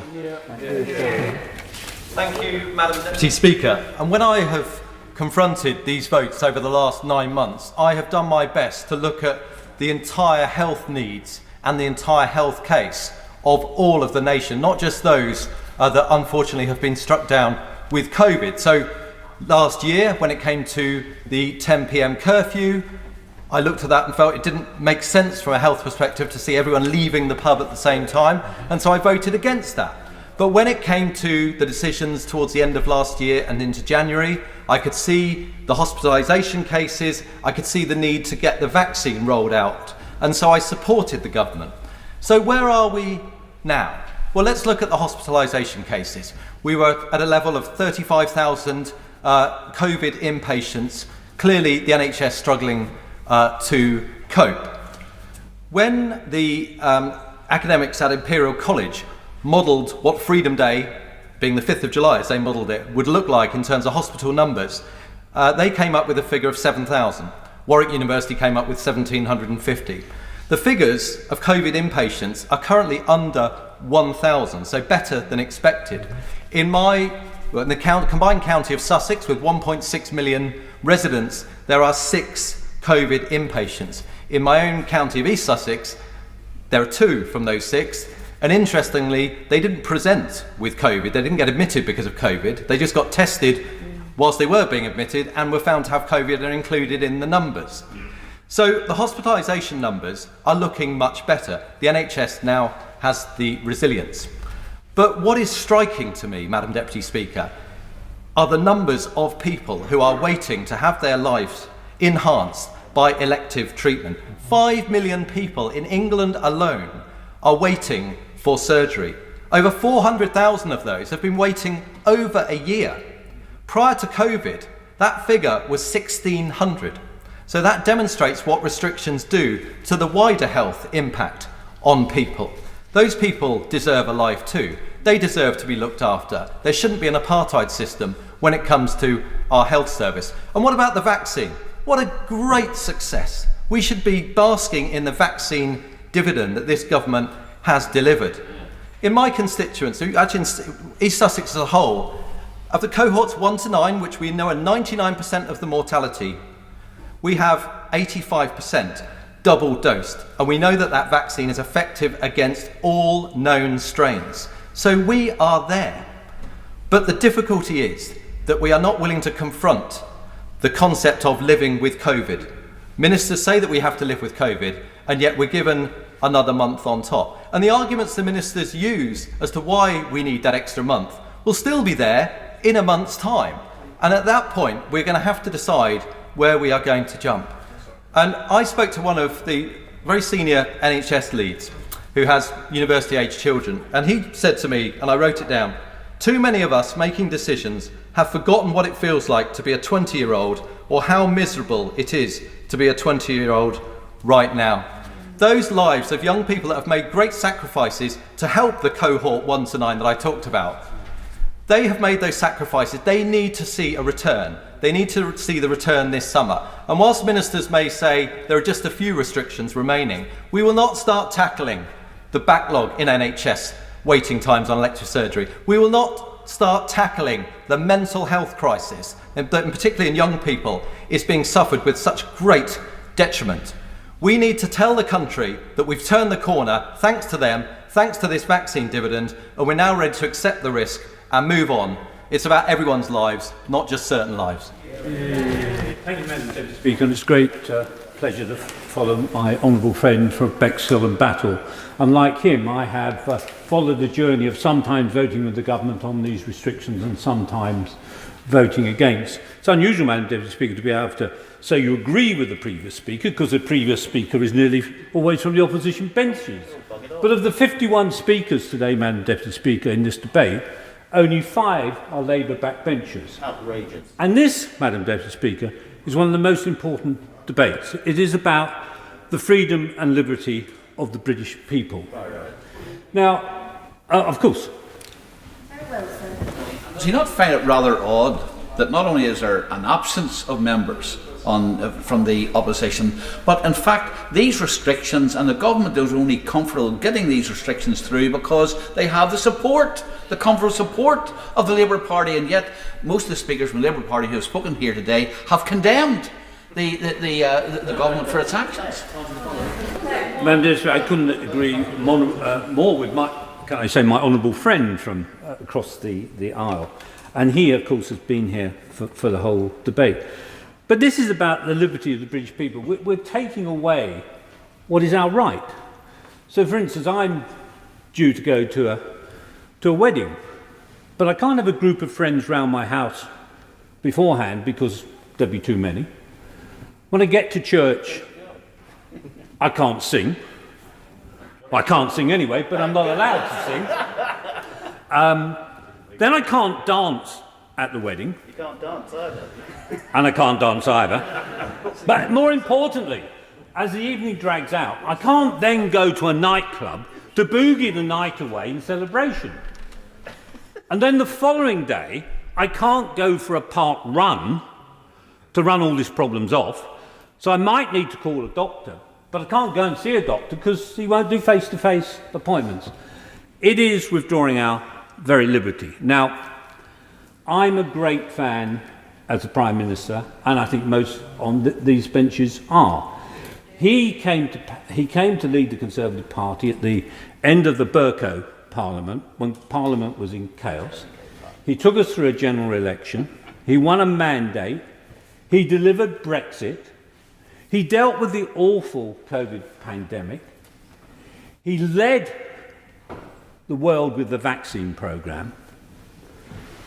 And yet tonight, unfortunately, I can't support him. Because I think every member has to put the country first, their constituency second, and their party third. Now, as you will appreciate, Madam Deputy Speaker, in my opinion, on most occasions, all those three are in line. But this time, I don't think the government has made the case for putting off unlocking. Now, with apologies to Mark Twain, there are lies, damn lies, and COVID statistics. And the government has been using an extraordinary propaganda machine to take certain statistics to try and prove their case. But if you look at other statistics, as mentioned already, the total number of deaths at the moment are running below the 5-year average. As the previous member said, he has very few cases in his area. In Northamptonshire, thankfully, in our 2 hospitals, we have 0 COVID patients. And we haven't had a death for 5 weeks because of COVID. And the government's own original forecast for what would happen on May the 17th when we did the major unlocking, their forecast, we have done better than their best prediction of the situation. So why now have we gone into this doom and gloom? And I have no doubt, Madam Deputy Speaker, if we were in opposition, our benches would be packed. Yeah. And there'll sort of be a blonde guy, fairly chubby and a bit, well, as scruffy as me, jumping up and down and making the case why we should get rid of these restrictions. I know it's a balance, and I know people have to make a choice. But we as Conservatives believe in personal responsibility and common sense. And if I actually went back to my original example, of course I wouldn't go into a busy nightclub. Of course I wouldn't have 100 friends round. But that would be my decision, not the decision of the state. So unfortunately, tonight, as much as I like the Prime Minister, I think he's got it wrong, and I'm going to vote against. Mark Harper. Deputy Speaker, and can I just draw attention to my entry in the Register of Members' Interests as Chair of the COVID Recovery Group. Before I turn to the matters before us, Madam Deputy Speaker, I'd like to put on record my thoughts about the loss of Joe Cox 5 years ago. I remember, sadly, that day very well, and you and I were both in different roles at that time, and it was our joint responsibility as, in my case, the Government Chief Whip, and yours as the Opposition Chief Whip, to ensure that this House was able to be recalled and for appropriate tributes to be paid to Jo Cox and her memory. And I know you're, in your position, unable to speak often in the House, but it was a great pleasure working with you on a very sad occasion to make sure that there was a fitting tribute paid. And I remember that day, sadly, very well. On a happier note, in one sense, I'd like to also put on record my thanks to Sir Roy Stone for his 44 years of service in the civil service, which will shortly come to an end, although I'm told he's not retiring. He's going to turn his attention to other things. He was a fantastic principal private secretary to me when I was Government Chief Whip, and I know his loss will be felt across government. Turning, Madam Deputy Speaker, of course. Can I just take this moment, Madam Deputy Speaker, to put on record my apologies to my right honourable friend, who was Chief Whip through a period where I was leading various rebellions, and also to say a great apology to Roy Stone, who will also have had to put up with the trouble that I caused my right honourable friend. I'm very grateful for the things that he said. Well, my honourable friend reminds us all, Madam Deputy Speaker, how sometimes we can have different roles in this House. And it's worth just noting that as a former Government Chief Whip, I don't find not supporting the government a particularly comfortable place to be. But as my honourable friend, the member for Wellingborough, said, sometimes you have to put your what you believe to be the interests of your country first, and that's what I feel I'm doing. Just drawing attention to what my honourable friend from Bolton said, he's right. There are documents in government. I'm not saying these have been agreed by ministers, but it's certainly advice being given to ministers that government should aim to have a very low prevalence of COVID, which isn't zero COVID, but it's not a great distance away. Now, if ministers were to agree to that strategy, it would mean restrictions going on for the foreseeable future. And that's one of the things that we're very concerned about. But I want to focus my remarks, Madam Deputy Speaker, and I do note at this point, again, what my honourable friend said, the Labour benches are somewhat empty. The back benches are completely empty, and it is colleagues on this side of the House who are holding the government to account, which I accept the government may occasionally find uncomfortable, but it is our role as members of Parliament. I also find it helpful to draw attention to the documents actually before us. And we have, for those that don't know, an explanatory memorandum which explains what it is we're voting on today. This has been prepared by the Department of Health and Social Care. It will have been approved by a Minister of the Crown. And it's very clear. It's worth reading. 7.3, bullet 2, makes it clear that the government will likely be able to offer a first dose of vaccine to all adults by July, but the vaccinations themselves will probably not take place until August due to supply constraints. And of course, we know it takes 2 or 3 weeks until those vaccinations are effective. So actually, those adults won't actually be protected until later in August. So that means this delay is therefore pointless, or alternatively, we're not going to be ceasing these restrictions on the 19th of July if vaccinating all adults is the goal. If you then turn to the review dates and whether this is indeed a terminus, 7.4, 7.5, 7.6 and 7.7 are very interesting. There's a review required by the Secretary of State every 35 days. The first review, according to this, isn't due until Monday the 19th of July. No mention here of an early review after 2 weeks. The first review due by Monday the 19th of July. England, it says, will remain at step 3 for a further 4 weeks, subject to a further review. And it also says that the purpose of extending these regulations, the primary purpose, is to gather more evidence that the tests can be met. Not that these rules will expire after 4 weeks, never to be reintroduced. It's to gather evidence for tests to be met and then a decision to be taken about whether these restrictions are to continue. The second reason given is to allow more people to receive a vaccination, further reducing the risks, which ministers have said. But as I've previously just pointed out, the first doses are not going to be delivered until August. So that makes no sense. Something doesn't add up here, and it's because we're concerned that these regulations are not going to end on the 19th of July. Of course.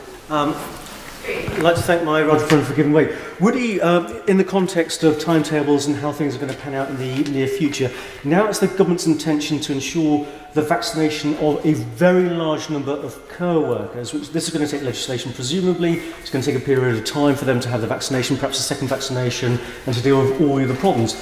If this is a requirement for the government to be able to deliver a kind of exit from lockdown, how long will that take?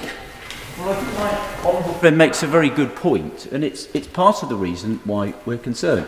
If this was genuinely going to the end of it, that would be one thing, and I've listened carefully to the members that have spoken. A number have said that they will support the government on this occasion, but this is it. And I'm afraid we have heard that before, and it has turned out not to be true. And I'm afraid, just reading the documents in front of us, that is why I have some scepticism. The final thing I would say is just for, and I hope that the minister that's winding up the debate, who I have a great deal of respect for, can clarify this. I'm not quite sure about what's going to happen at the end here, because the review of the evidence that's being gathered about whether the tests are met isn't due to be done until the 19th of July. So I'm not clear about when ministers are going to come to Parliament to set out whether those 4 tests have been met. Is it going to be on the 19th of July, or is it going to be before the 19th of July? I'm not clear whether they're going to give that 1 week's notice. All the way through the roadmap so far, we've had 4 weeks, then a week's notice. So I'm not quite clear about the timetable. And it's important because, as has been said in the debate, people's lives will now be reoriented around that new date. Weddings, family events, people's plans, and it's important that our constituents know what it is that they're going to expect. When can they expect a decision? When can they expect to know what their life is going to look like? And it's because of those concerns, Madam Deputy Speaker, concerns about whether these regulations really are the end, that I will, I'm afraid, be voting against them this evening.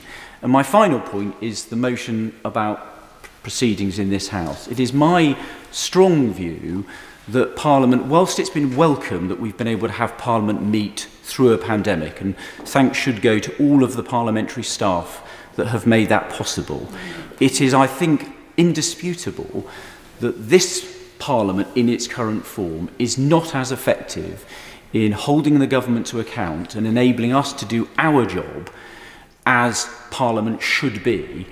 And I think we should get back to as far as normal as possible in this House as fast as we can. And it's for that reason I will also be voting against the motion to continue these proceedings effectively until we return in September.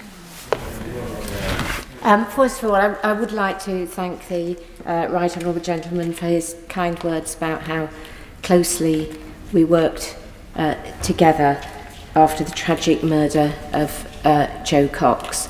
I much appreciated the work that we did together at that terrible time. And I'd also like to echo his words about Sir Roy Stone, who I saw this afternoon, to say how much I had always valued the advice he gave to me when I was Opposition Chief Whip. We now go to Sir John Redwood. It is time to trust people more. It is time to control people less. I would like to praise ministers and officials, and particularly all those scientists, medics and researchers who have worked so hard to make sure that the UK is a leader in vaccines, supplying one of the best vaccines to the world, getting it out early and making it available for all of us, making sure that we had bought in other vaccines that became available so that we were in a position to protect our population well and relatively early compared with other countries. And I pay tribute to all the work that has gone on by the NHS and the medics to understand how to treat the disease better, how it is transmitted, so that we can take better actions to give people greater security. So I say now to all these experts, to the NHS, to the government, share what is relevant with the rest of us, the public, and let us make more of our own risk assessments. Because we are now saying to people that there are two major ways in which we can all protect ourselves against the possibility of getting this or getting a bad version of it. We're making 2 jabs available to all adults who want them, and the figures so far show that that gives you a much better probability of not catching the disease at all, and it gives you very strong protection against a serious case of the disease, which is what we're mainly worried about, because we're trying to stop people dying, we're trying to stop people struggling in intensive care, we're trying to stop that pressure on the NHS and all the suffering that it produces. But we're also saying to people, if you're still worried about the residual risks, or if you really don't like vaccines, you yourself can self-isolate. And I hope the government will continue, as an employer and as the government, guiding others in the economy, to say that we should be generous and supportive of anyone who really does feel they need to protect themselves against the virus by self-isolation. But I think we're now well beyond the stage where we have to isolate practically everybody else to some extent, when so many people now have protection and so many people are making their own risk judgments and want to get on with their lives. In that room, when assessing the data, it's most important that we look at all the data about jobs, livelihoods, incomes, family stress, mental health pressures, because this is creating all of those. So I think the government can do more, but I think what the government should be doing is it should be helping the private sector to manage airflows and air extraction and ultraviolet cleaning and so forth, to make it safer for many more social contact businesses to reopen and have a reasonable number of people enjoying their services.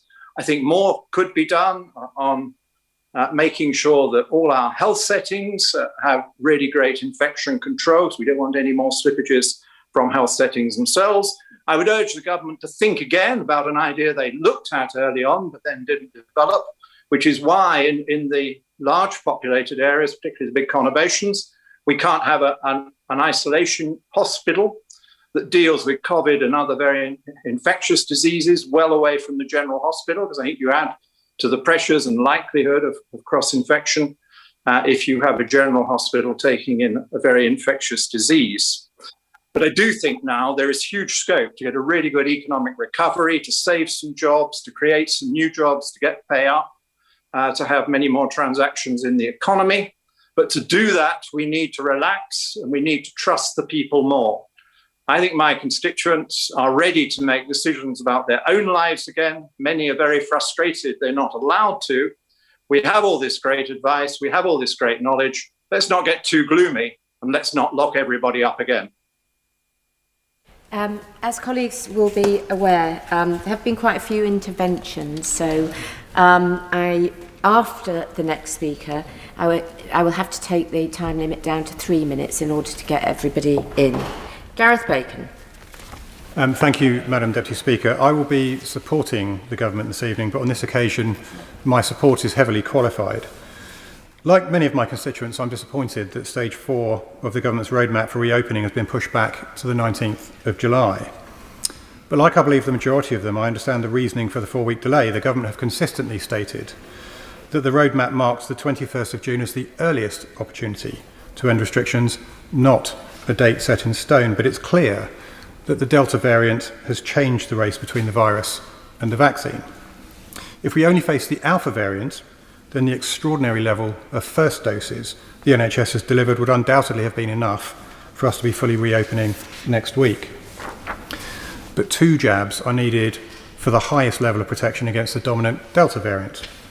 Understandably, I believe, this means that the NHS needs more time to fully vaccinate more people before ending restrictions.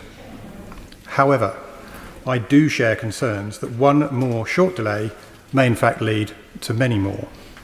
There is a risk that the government's decision-making process is becoming too cautious in the face of the next wave of coronavirus. If that happens, we may miss our chance to fully reopen in the summer before the trickier autumn and winter months. While I believe my constituents can stomach a short delay, the government must provide assurances that this delay will be the final hurdle. Coronavirus is not going anywhere. We will have to learn to live with it and the risk it poses to public health, just like we do with the flu. The government must hold its nerve and let the vaccines do their job. It shouldn't be afraid of its own success. The NHS vaccination programme has been a resounding triumph.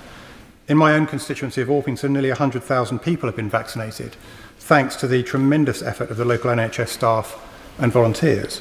Almost 60,000 of these jabs have been administered in the Orpington Health and Wellbeing Centre, which marked 6 months as a vaccination centre this week.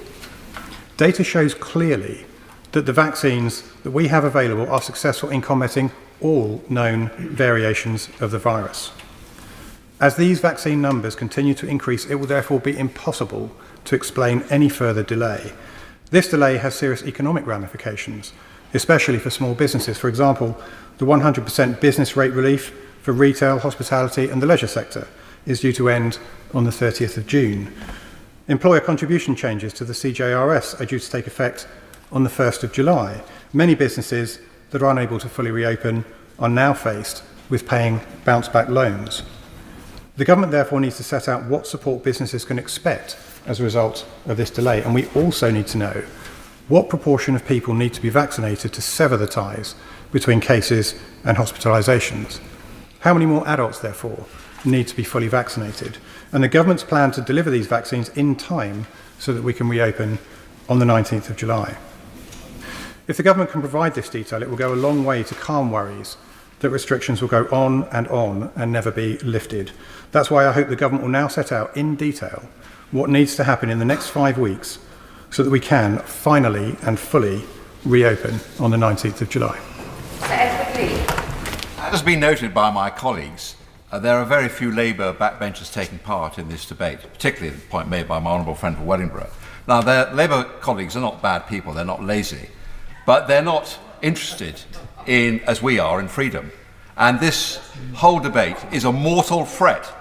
It's a mortal threat to the Conservative Party, and this is proven by history. when we had a wartime regulation controlled economy between 1939 and 1945, it led to a Labour landslide. People get used to controls, and at the end of July, and this is going to go through today, obviously, but at the end of July, there must be an entire reset of the Conservative government. We must be talking about freedom, civil liberties, trusting business, not subsidising business. That is what low taxes, that is what the Conservative Party is about.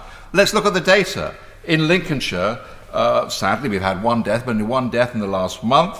We've got a population of 651,000 adults. 504,000 have had their first jab. Of those, 400,000 have had their second jab. 95% of over 70s have had 2 jabs. 75% of over 50s in Lincolnshire have had 2 jabs. There's no reason for Lincolnshire to be under any restrictions at all, but I accept that we are one country. But I don't know why, if we have to have controls, we can't have regionalised controls. The government must act according to reasonable proportionality. Our job as backbenchers is to scrutinise the executive. But how can we scrutinise the executive when we don't know what the goal of the executive is? There's been too much shifting of goalposts, too many fatuous rules based not on science but on populism. Our society should be free and open, and there's a real danger the public would increasingly ignore this. A government will be a government of the emperor without clothes. Of course, the public, in large part, support these further controls, but what about business? Business is being driven into the ground, and you don't support business as by endless subsidies, you let business get on with business. And this is never going to end. At the end of this month, there'll be another variant. It'll come from, darkest Peru, the Peruvian variant, and Paddington Bear will be arrested in Paddington Station because he's at risk of put in quarantine. It'll go on and on and on. It's a bit of a cliche now, but the fact is we're never going to eradicate this disease. It's like no other disease. It's going to constantly vary. It's going to constantly attack us. We just have to learn to live with it. And we have to base our policy not on the number of infections, which will rise and fall and probably keep rising with every new variant. Our policy is to save the NHS. Our policy is to protect the NHS, to stop the NHS falling over. There's only one policy that makes sense at the end of July, and that is if the NHS is in danger and if hospitals are in danger of becoming overfull. That should be our policy. Tim Lawton. Happy Sussex Day, Madam Deputy Speaker, and like every good horny-handled son and daughter of Sussex, I'm afraid I won't be drugged into the government lobby this evening. Madam Deputy Speaker, #I'm done. That was the overwhelming message on social media on Monday when Independence Day, so tantalisingly close, was cruelly whipped away from our constituents again. So, Madam Deputy Speaker, I'm done with making excuses to my constituents for when their lives might just get back to some degree of normality. We are constantly told it is about data, not dates. Quite right. Well, we have the imminent dates by which the vaccination programme will have achieved effective herd immunity well ahead of what was imagined when the lockdown route map was designed. Now, 80% of adults having had their first dose.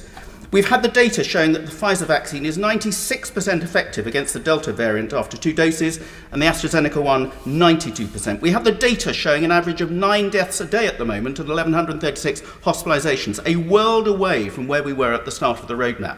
We've had the data from Public Health England that only 3% of Delta variant cases had received 2 vaccinations. And we also had the dodgy data from 3 modelling studies from the University of Warwick, Imperial College and the London School of Hygiene and Tropical Medicine, showing widely different scenarios, with the most pessimistic warning that the UK could experience a further 203,000 deaths by next June, around 50,000 more than the first and second waves combined. Yet how can that be when we know the vaccine works and data shows a likely 90% take-up rate?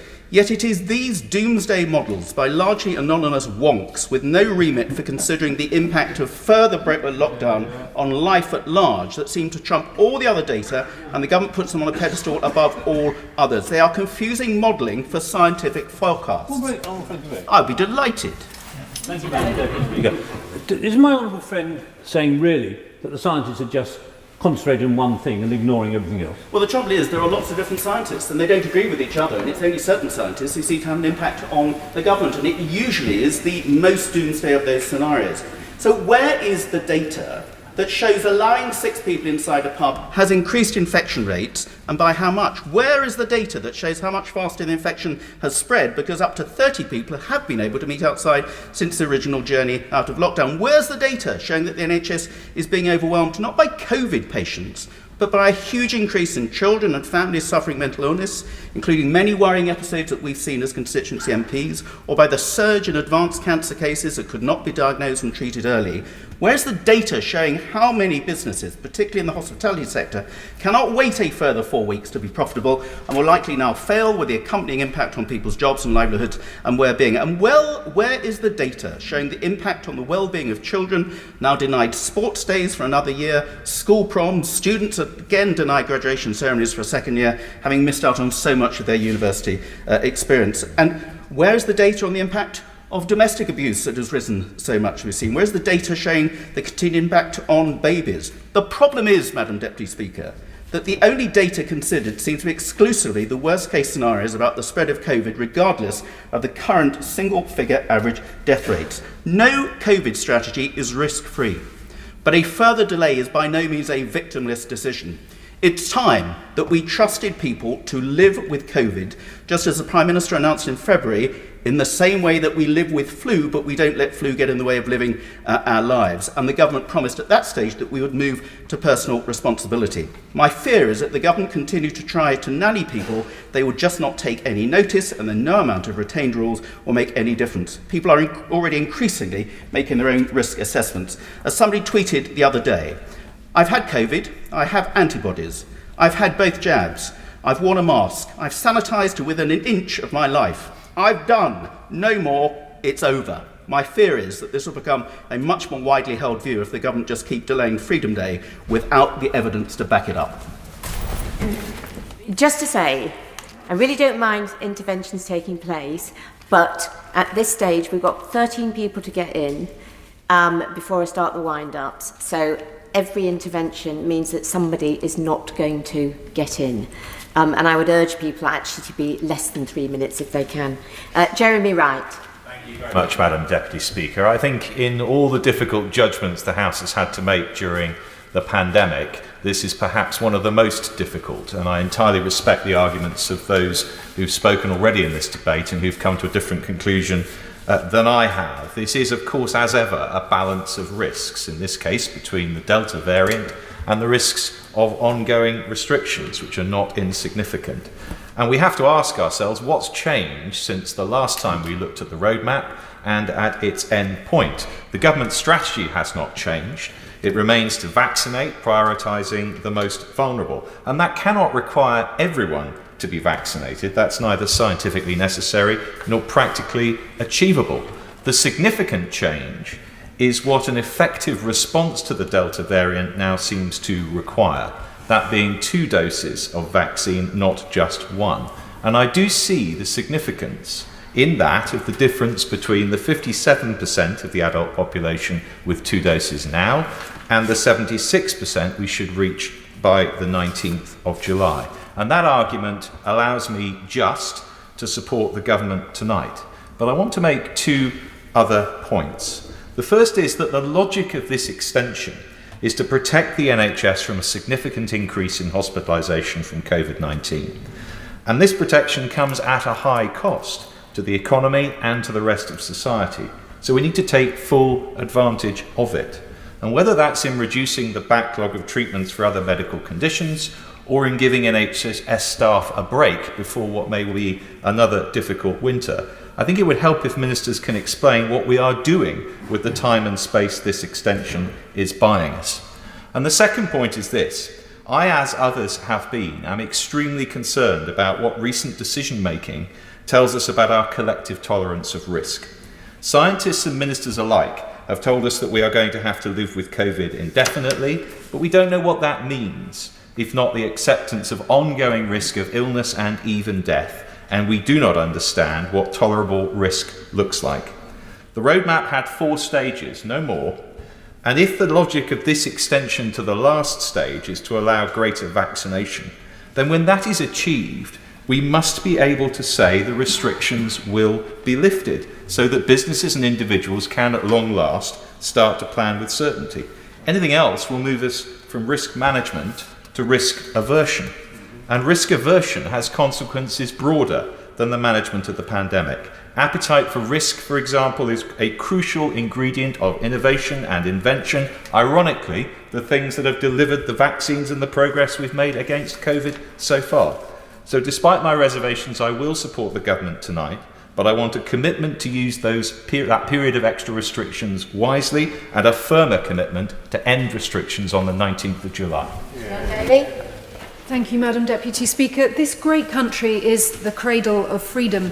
For over 8 centuries, at least since the time of Magna Carta, this mother of parliaments has protected rights and liberties of the British people.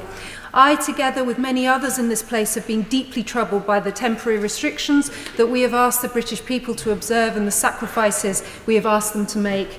I have supported every COVID decision to date with a clear sight of the need to tackle the virus that was rampaging through Gloucestershire and the UK, and hospitalisations and COVID deaths were a serious daily threat. My heart continues to go out to everybody who has lost loved ones.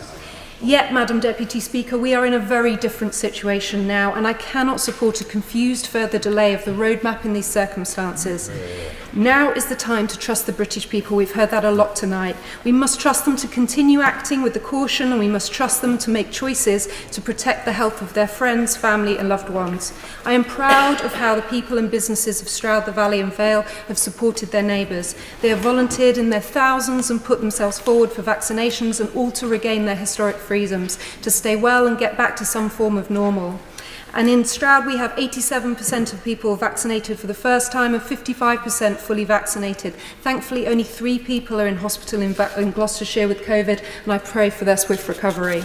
So at a time when our hospitals are nowhere near overwhelmed by COVID and we're told we need to learn to live with the virus, it's only right that we now look to protect the others from the impact of restrictions.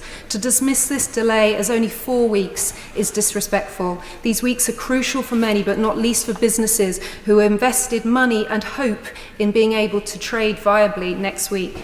Those in the hospitality, entertainment, weddings, and exercise and the travel sectors, for these summer weeks, they follow a lost summer last year and they cannot be made up over the autumn and winter months.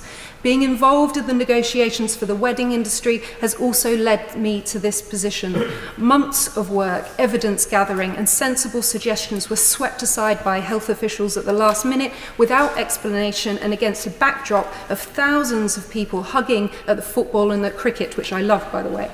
Why reject testing in sport like we have in sporting events and then make a father wear a mask walking his daughter down the aisle? He will eat a maskless dinner with her later in that day. What have we come to when the government is banning dance floors? And I am equally confuzzled by banning singing in churches. Our predominantly double-jabbed congregations just want to sing to God. Let them sing. Hear, hear. Hear, hear. Madam Deputy Speaker, these are not easy decisions. The difficulties facing our government are extraordinary, and I sincerely respect those on both sides of the House who have different views. I have the utmost respect for the Prime Minister and Health Secretary, and I don't mind saying out loud this was a difficult decision, but with the welfare of Stroud firmly in my mind, I praise the courage and sacrifice that the people of this great nation have shown, and I say that now is the time for us to trust the people, give them their Freedom Day. Cheers. Richard Drack. Thank you, Madam Deputy Speaker. What on earth is happening to our country, Madam Deputy Speaker? Muzzled, acquiescent and fearful. Having fought and defeated one Project Fear, I never thought we'd experience another. Sadly, unlike the first, the polls would suggest that the majority of the population has succumbed to the second. Armed with this information, the decision makers feel they can creep out with their shovels and move the goalposts at will. Personally, I'm not surprised the nation's been beaten into submission when day after day, hour after hour, we are deluged with dire warnings of doom and gloom by government advisers of one kind or another. A section of the press and media must take responsibility for their role in creating this near Orwellian nightmare. Don't get me wrong, I have never underestimated the threat this pandemic poses. Every death and illness is deeply regrettable, but surely there comes a time when, for the greater good of the majority, a sense of proportion must be adopted. This is not easy to do, when graphs and statistics are presented to support this 1 month extension, despite those far better qualified than I who question their methodology, presentation, and even accuracy. So much that was predicted has not come to pass, Madam Deputy Speaker. And the so-called third wave is not killing or hospitalising anywhere near the numbers affected in wave 1 or 2.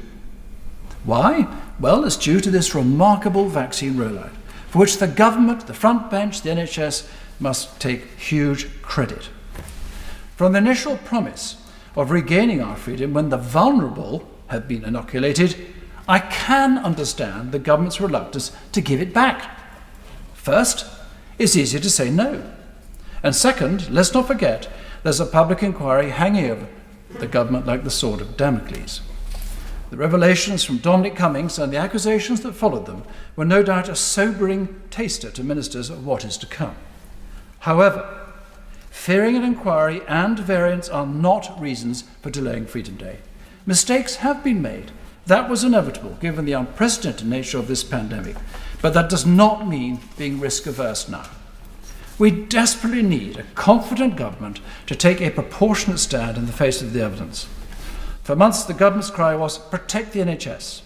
On Tuesday, the organisation's chief executive said that only 1% of hospital beds were occupied by patients. We know that emissions are rising in the northwest, but not on the scale seen in the second wave. Yes, totally unlocking is a risk, but it's a proportionate one when considering the appalling damage being done to the risk takers, those who create our prosperity and jobs, and the continuing and successful rollout of the vaccines. And as for this place, I've been here long enough to know that when there's agreement across the majority of the House, something is fundamentally wrong. 55 is withdrawn, so we go straight to James Sunderland. Madam Deputy Speaker, over the past few months I've repeatedly called for an end to restrictions at the earliest opportunity, and I believe that the success of our vaccination programme gives us that opportunity. We are all aware of the pain that's been inflicted on so many: leisure, tourism, hospitality, aviation, the list goes on. This has manifested itself in the loss of jobs and livelihoods, and whilst the government has done much to mitigate the fallout through its generous support schemes, it has just scratched the surface when what people really want to do is to return to normal. When you walk down the voting lobby, it's never a binary choice. No decision is clear-cut, for there are bits of every motion that you agree with and bits that you don't like. And for any self-respecting politician with the best interests of constituency, country and party at heart, you just hope that the stars do align. But I do have mixed feelings about the extension to the current lockdown rules. On the one hand, creating a wall of immunity amongst all adult demographics seems sensible so that we can move forwards.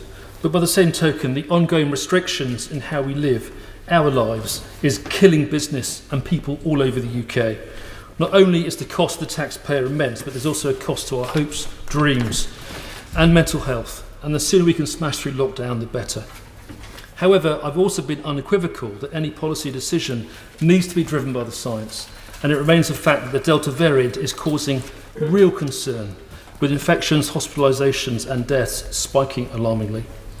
Aside from all the disappointment, the PM could not have been clearer in his stated position at the weekend. And it may just be that our young generation has an expectation of being vaccinated against a killer disease before all restrictions are lifted.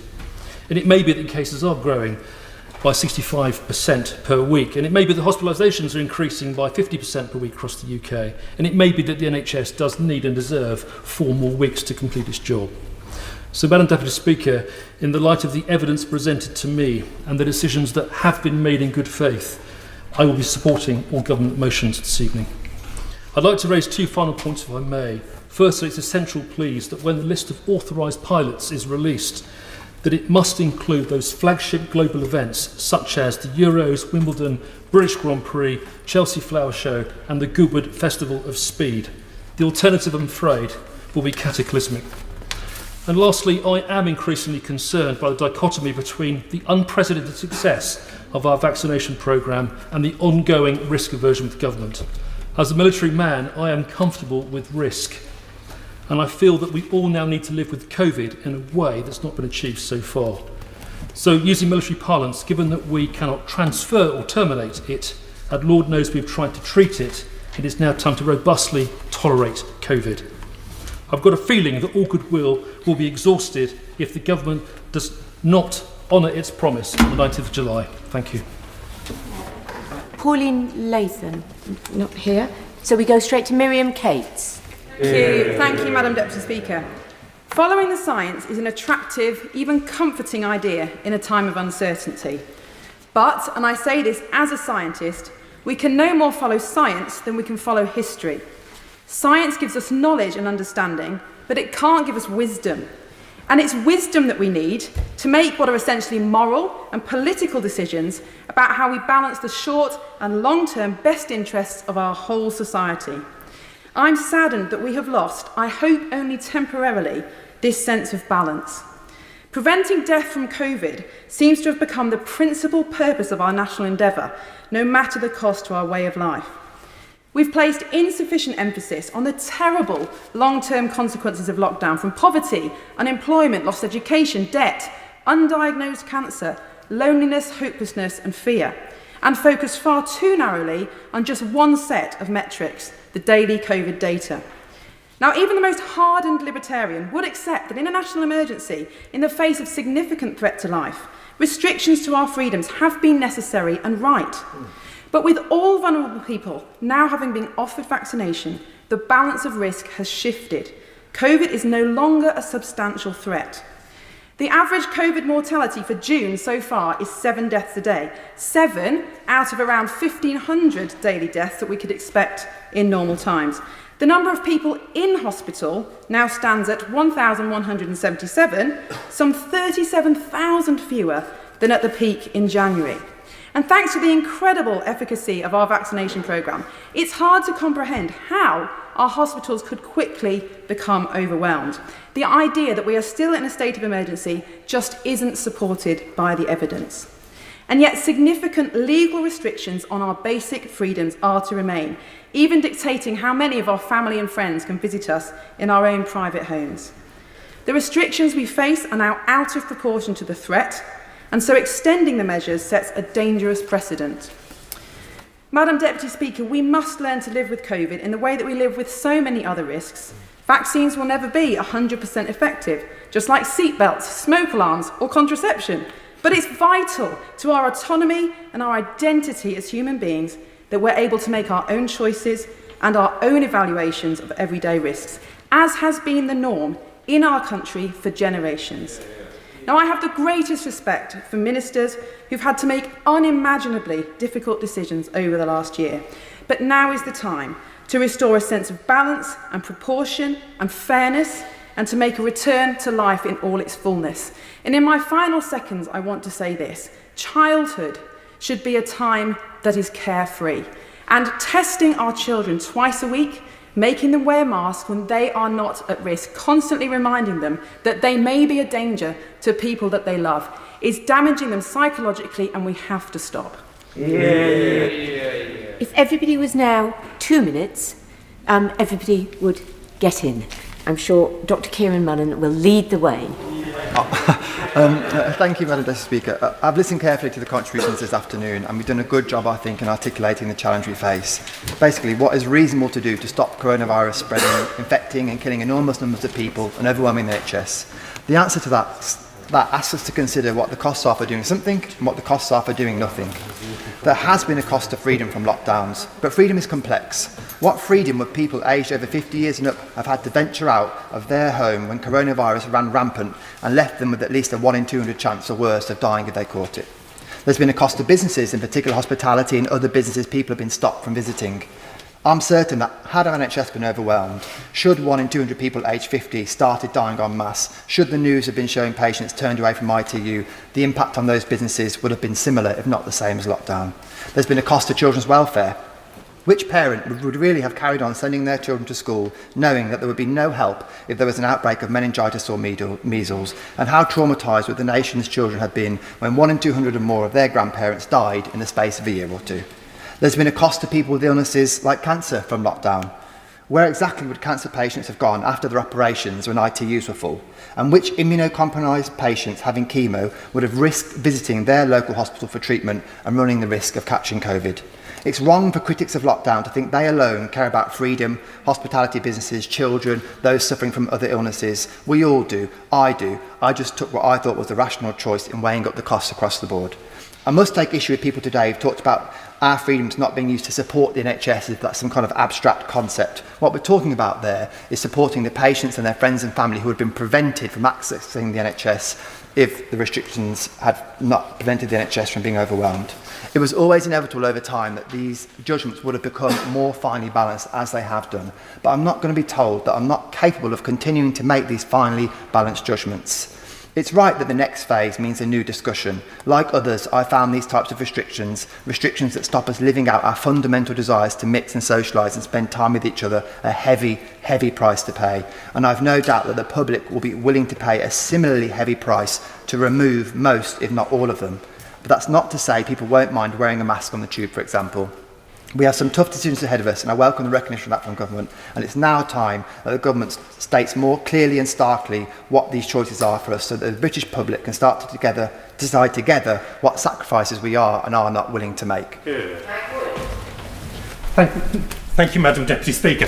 As MPs are asked to take fundamentally political decisions, balancing the certainty of harm done to people's livelihoods and well-being that's caused by restrictions, with the imminent risk to people's lives and to the ability of our health services to cope if the pandemic were to spiral out of control. We can only do so on the basis of the very best medical and scientific advice that is available. Now, 2 weeks ago, I was sure that there was no reason why Step 4 should not go ahead on the 21st of June. Within days, that certainty looked foolish. The advice now is clear that pressing ahead on Monday would lead to massive increases in admissions that would leave our hospitals with more COVID patients than in the worst points of last year. And given that, and the clear guidance from our local NHS leaders of the impact that this would have on their ability to treat people in need, the only responsible course of action is to pause. However, that does not mean that we should not question and test that advice. Unlike some, I do not believe that the advice is being manipulated to secure a specific outcome. This is not another 45-minute dossier. But some of the modelling does look strange. Some of the assumptions could be questionable. The effectiveness of the vaccines are estimated at 89 and 90% in the modelling, whereas Public Health England data puts it at 92 and 96%. Now, the difference between 89% and 96% might not sound huge, but if you flip it around, then the difference in ineffectiveness rate between 4% and 11% is enormous and clearly would have significant policy implications. Now, the models project 2,500 hospital admissions per day within 8 weeks. That suggests a rate of increase of 40% per week, much higher than we are currently experiencing. Now, if that increase was actually 30%, then the admissions would be close to 1,400 per day. And if the current rate of 22% that we've seen in the last week was to continue, then it would reach just 800 after 8 weeks. And surely those differences would lead to different policy choices. And that is why this 2-week break point is important, and why it's vital that ministers take it seriously. I will back the motions tonight, but if the data over the next 2 weeks do not bear out the hypotheses in the models, we must rethink. Felicity Buchan. Thank you, Madam Deputy Speaker. I have been contacted by many constituents who are concerned about the extension of these restrictions, especially when cases and hospitalisations are still at a low absolute level. I also represent a Central London constituency, and Central London is suffering very hard as a result of the fact that people are still encouraged to work at home, the fact that we have very few international business visitors and residents, and unemployment in central London is looking very bad here. However, I do acknowledge the fact that clearly with 2 shots of the vaccines, there is no question that there is better resistance to hospitalisation. So I will support government tonight for one final heave over the line. But I would urge government to make sure that we do not lose the benefit of 2 vaccines. For instance, why are we still encouraging people to work from home when they are doubly vaccinated? Why are we asking people to quarantine at home if they have been in contact with a case when they are double vaccinated? We really do need to refine and perfect all of these features, because this is having a meaningful impact on people's lives. So I will support the government, but we've got work to do and we need to get out of these restrictions. Number 43 is withdrawn, so we go to Aaron Bell. Thank you, Madam Deputy Speaker. I've supported the government throughout on coronavirus measures, but today we've come very close to the point, for me personally, that the line has been breached, and I have listened to some very persuasive speeches from colleagues who have come to that point today. My honourable friend from Stroud, my honourable friend from Penistone and Stocksbridge today. I myself am sticking with the government on this occasion for the reasons that the member for North Somerset gave earlier, the same reasons in fact that the Health Secretary gave me in the lobbies earlier, the need to get those second jabs into people who are still at risk of hospitalisation. But like my friend from Dudley South recently said, we must take that 2-week review seriously, because there is evidence even today that we are starting to bend the curve of exponential growth. The R rate is starting to fall on cases in England. We know there is a 10-day lag to hospitalisations, but we've also seen the hospitalisation percentages falling. It was 8% of cases turned into hospitalisations in the autumn. It's down to 4% now. If that continues to drop, the case the government is making will get weaker and weaker. I would like to briefly pay tribute to the Health Secretary, not only for all his work on this, his assiduousness in coming to the House today, also for helping me in Newcastle-under-Lyme with a major public health issue of a landfill that he's been incredibly engaged with. I think the Health Secretary has done a fantastic job throughout this pandemic, and I welcome what he said today, and that he himself obviously has his reservations, but this is the right decision for the country at this time. And very briefly, as I serve on the Procedure Committee with my right honourable friend, the member for Staffordshire Moorlands as chair, she spoke earlier, I will be supporting those motions as well, because as we've said in the committee, I think it's absolutely fundamental that we align what we do in this House with what we're asking the country to do. Chris Loder.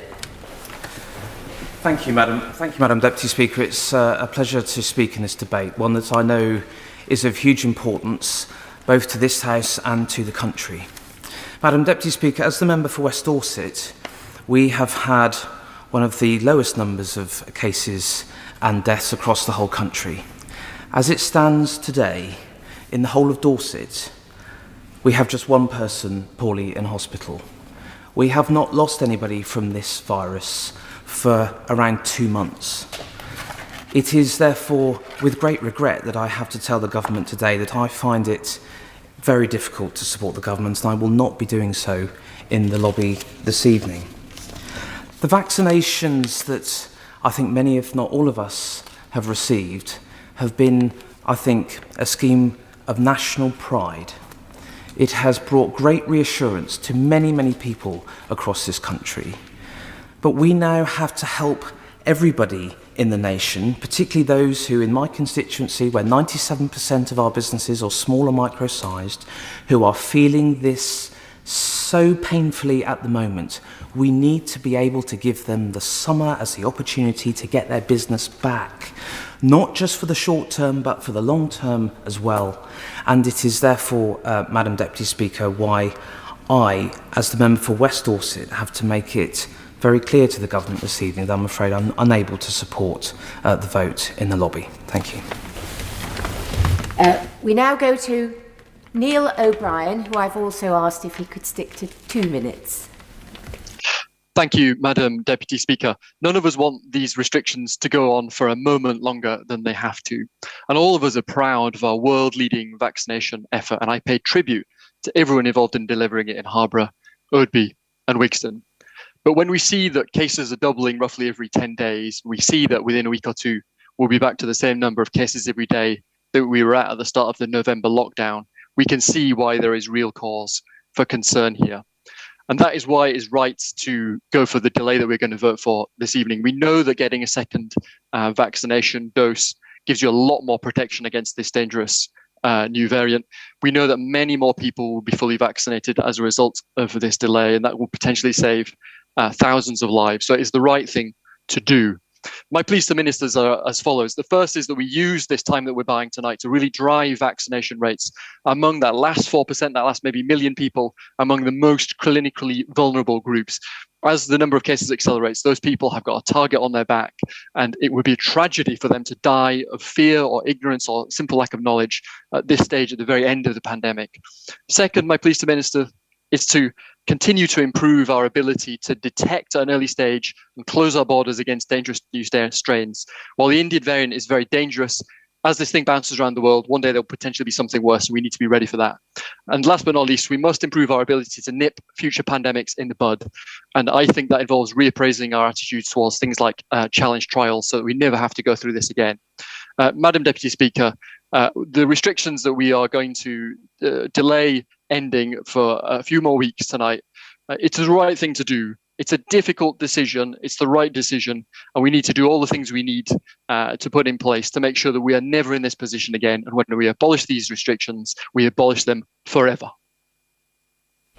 Thank you. Number 47 is withdrawn. So the final speaker is Sean Bailey. Thank you, Madam Deputy Speaker. And it's always a little bit trepidatious coming at this part of the debate.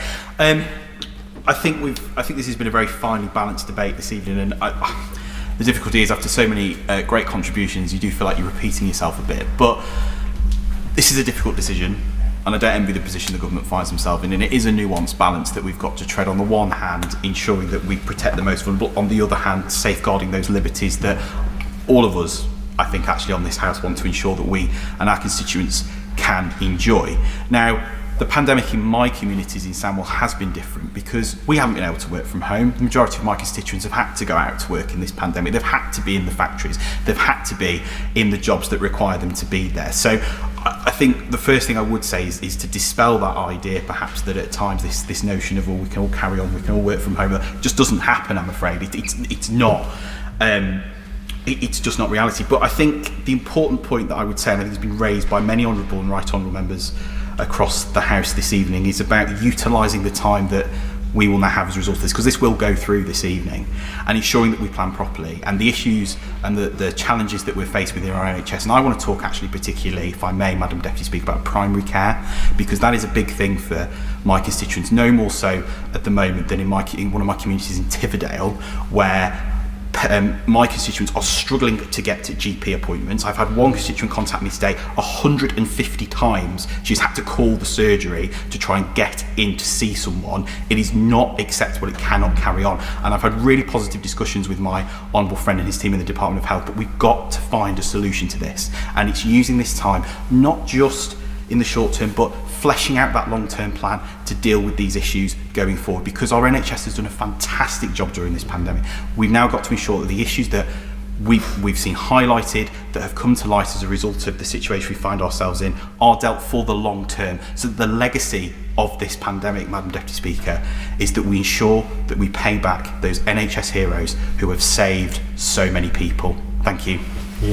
49 withdrawn. So Shadow Minister Justin Matters. Thank you, Madam Deputy Speaker. Can I just start by associating myself with the many members who paid tribute to Jo Cox today. As we heard from the tributes, she transcended intake and party in bringing people together, and my thoughts are with her family at this time.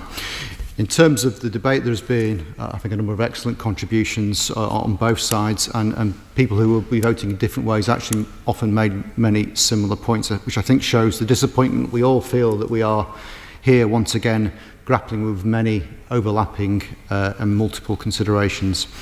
And I think there were some particularly thought-provoking contributions from this side of the chamber, from my humble friends for Blackley and Broughton, City of Chester, Luton North, Leeds East and Stockport. And I particularly enjoyed my humble friend, the member for Luton North's speech, and her repeated use of the word hopeless, a word I am sure is on many people's lips at the moment.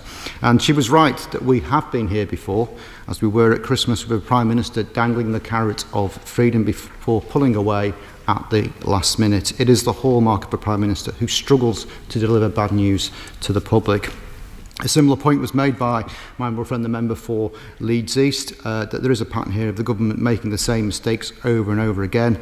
And he also rightly highlighted the continuing failure to provide adequate financial support for those who self-isolate, a point that was also made by my honourable friend, the member for Stockport, a particularly apposite point today when a government report has reached the news that the current self-isolation policy has a low to medium effectiveness and there are barriers to self-isolation. This is a point we have been making since the start of the pandemic, and it is about time the government listened to us and their own advisors and fixed it.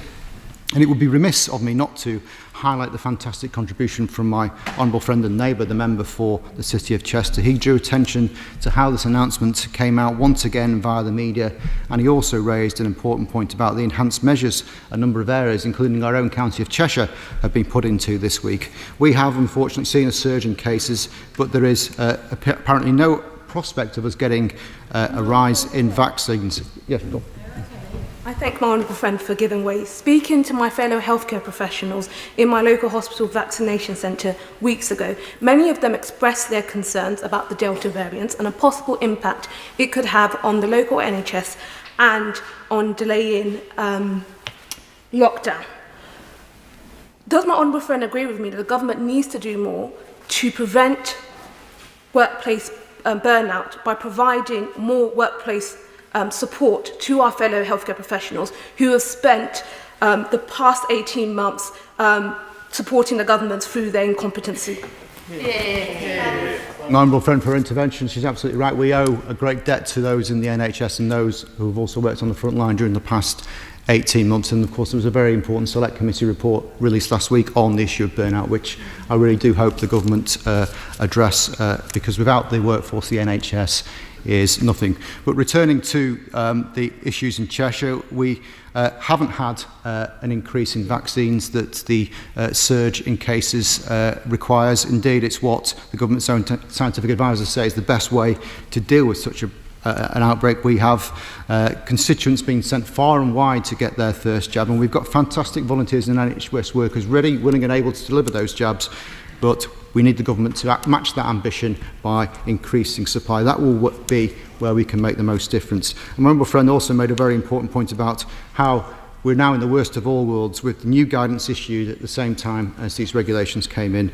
We're now advised not to meet indoors, again diverting people away from the hospitality sector, which was just opening up again, but without a penny more in financial support for them. And of course, he also mentioned there are other sectors that have been affected by today's regulations that are still not getting any additional financial support to recognise the change in policy that we've seen.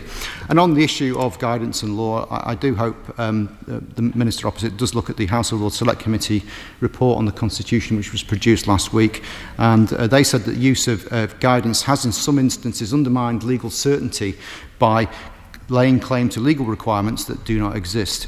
They said the government does not have and must not assume authority to mandate public behaviour other than as required by law, and that the consequence of this has been a lack of clarity on which rules are legally enforceable, posing challenges for the police and local government, potentially undermining public compliance and confidence. So if living with COVID means living with guidance rather than laws, I really do urge the government to read that report before they proceed down that road.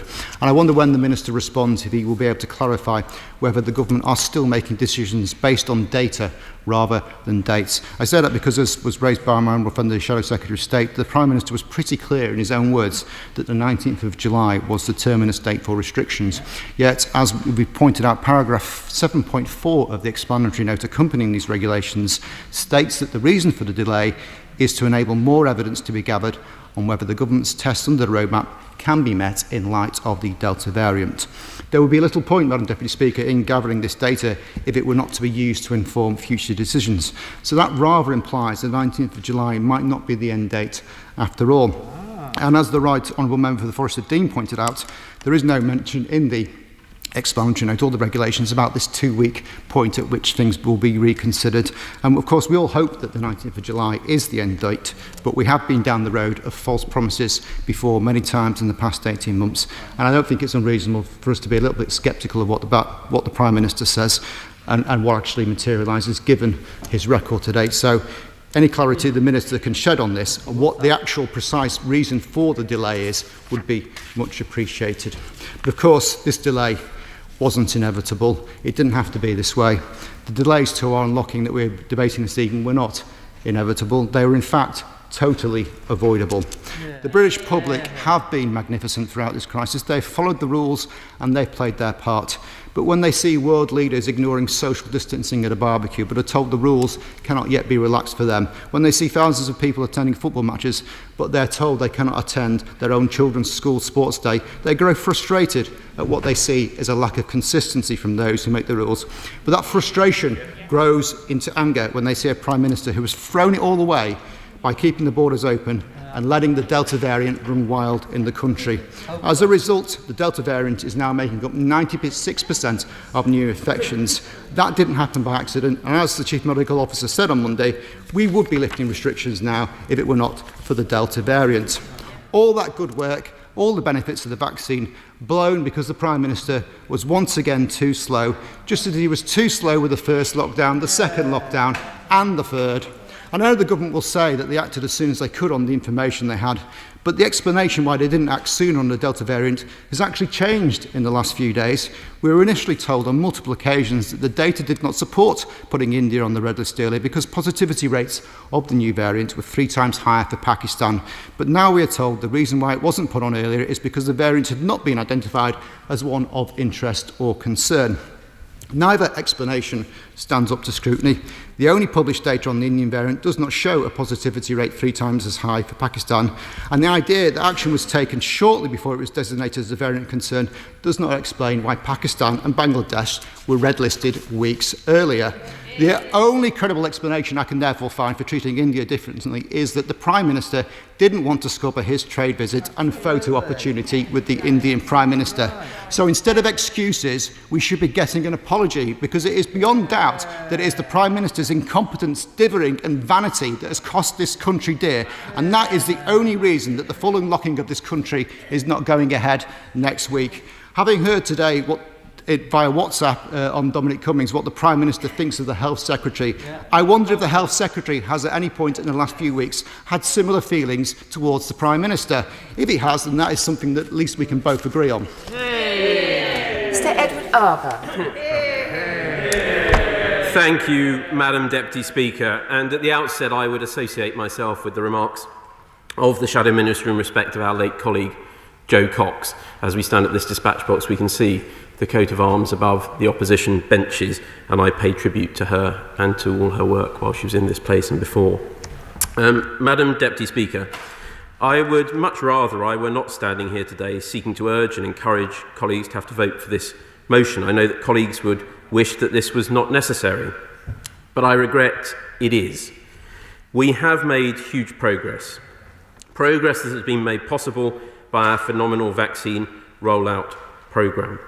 And the tribute for that goes to the scientists who developed the vaccine, those who procured it, the NHS, and all the volunteers, charities, the military, the Sons Jabs Army, everyone who's played their part in helping deliver this programme. That progress has also been made possible by the incredible efforts of course, the British people, and by the dedication of everyone who works in our health and care system. And I know, again, the Shadow Minister would join with me in expressing our joint gratitude to all of them. As the Prime Minister set out on Monday, this vaccine remains our route out of this pandemic. And with every day that goes by, we are better protected by our vaccines. But the Delta variant has made the race between virus and vaccine much tighter. Cases continue to grow rapidly each week in the worst affected areas. The number of people being admitted to hospital in England has also begun to rise, and the numbers of people in ICUs is also rising. But, Madam Deputy Speaker, the vaccine remains our way out. Data published this week shows that 2 doses of the jab are just as effective against hospital admission with the Delta variant compared to the Alpha variant, and indeed may even be more effective against the Delta variant.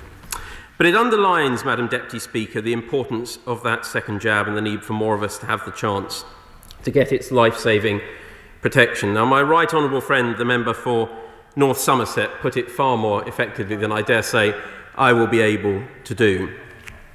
He was absolutely right to highlight the crucial importance over the next few weeks of getting those second jabs, particularly the AstraZeneca vaccine, into people's arms. He's right to highlight that the Pfizer vaccine after one jab is highly effective.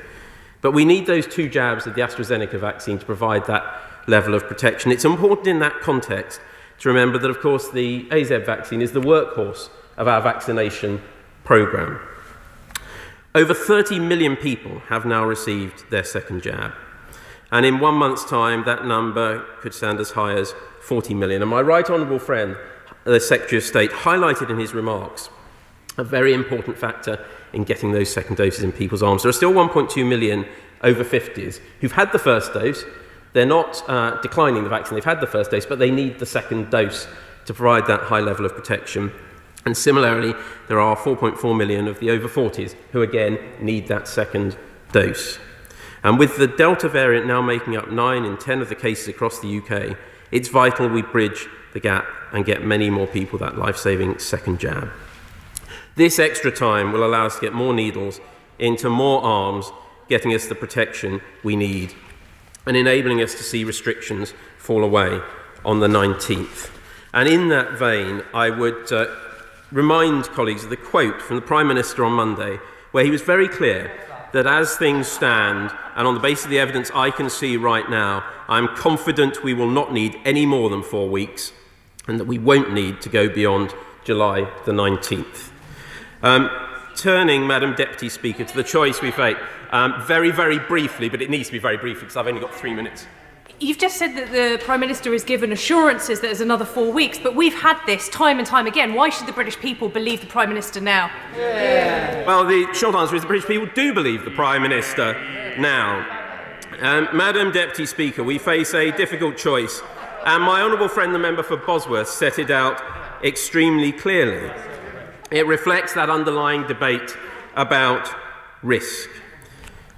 We know, and I am clear, that we must learn to live with this disease and learn to live with it without the sort of restrictions we have seen. We cannot eradicate it.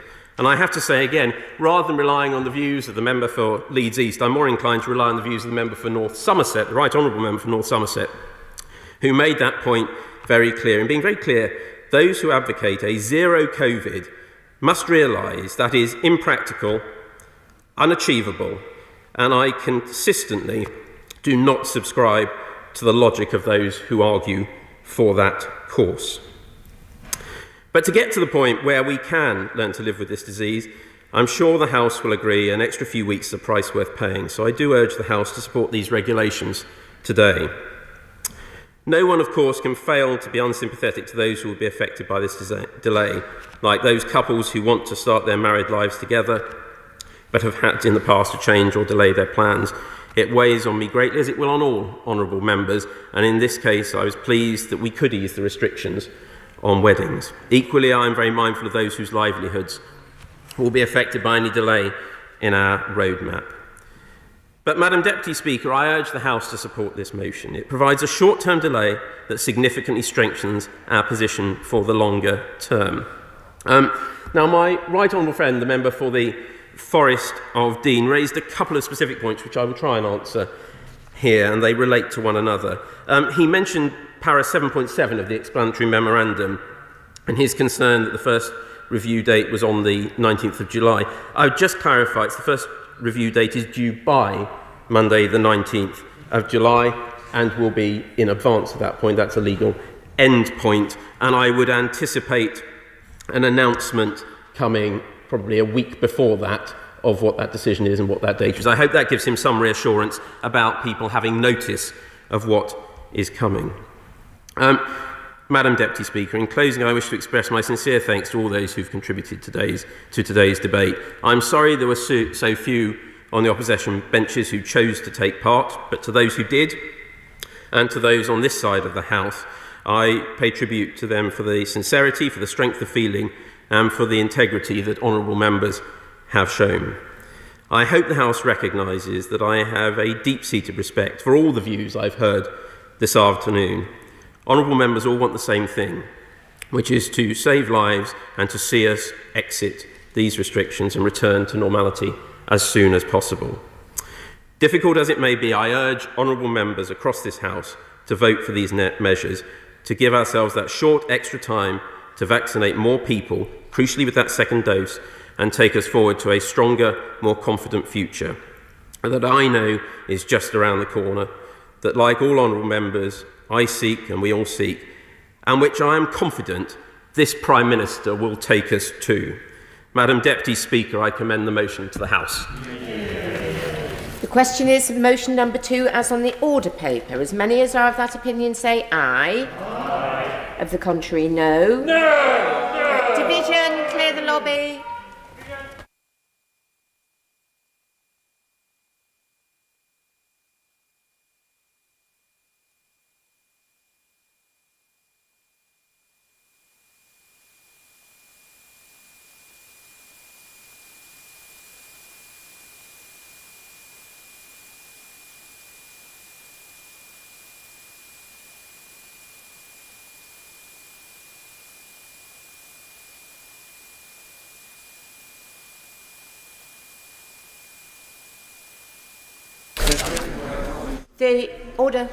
The question is motion number 2 as on the order paper. As many as are of that opinion say aye. Aye. Of the contrary, no. No. Tell us for the ayes, Maggie Throop and Maria Caulfield. Tell us for the noes, Steve Baker and Jackie Doyle-Price.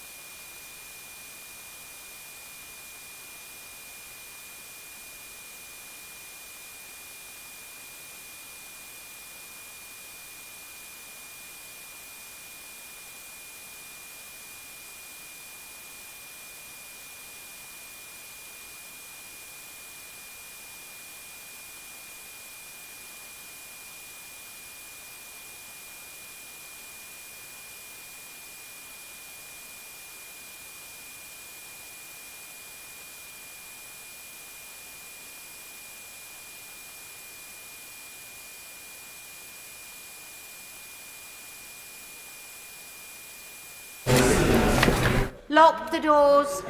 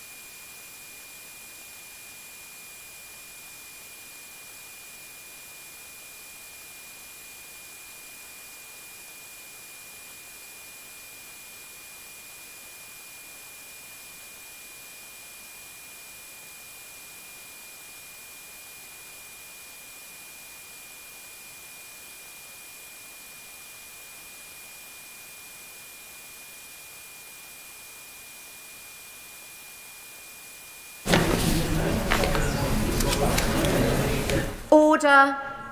Order. The ayes to the right, 461. The noes to the left, 60. The ayes to the right, 461. The noes to the left, 60. So the ayes have it, the ayes have it. Unlock. We now come to motion number 3 on proceedings during the pandemic. Minister to move formally. I beg to move. The question is motion number 3 as on the order paper. As many as are of that opinion say aye. Aye. Of the contrary, no. Division, clear the lobby.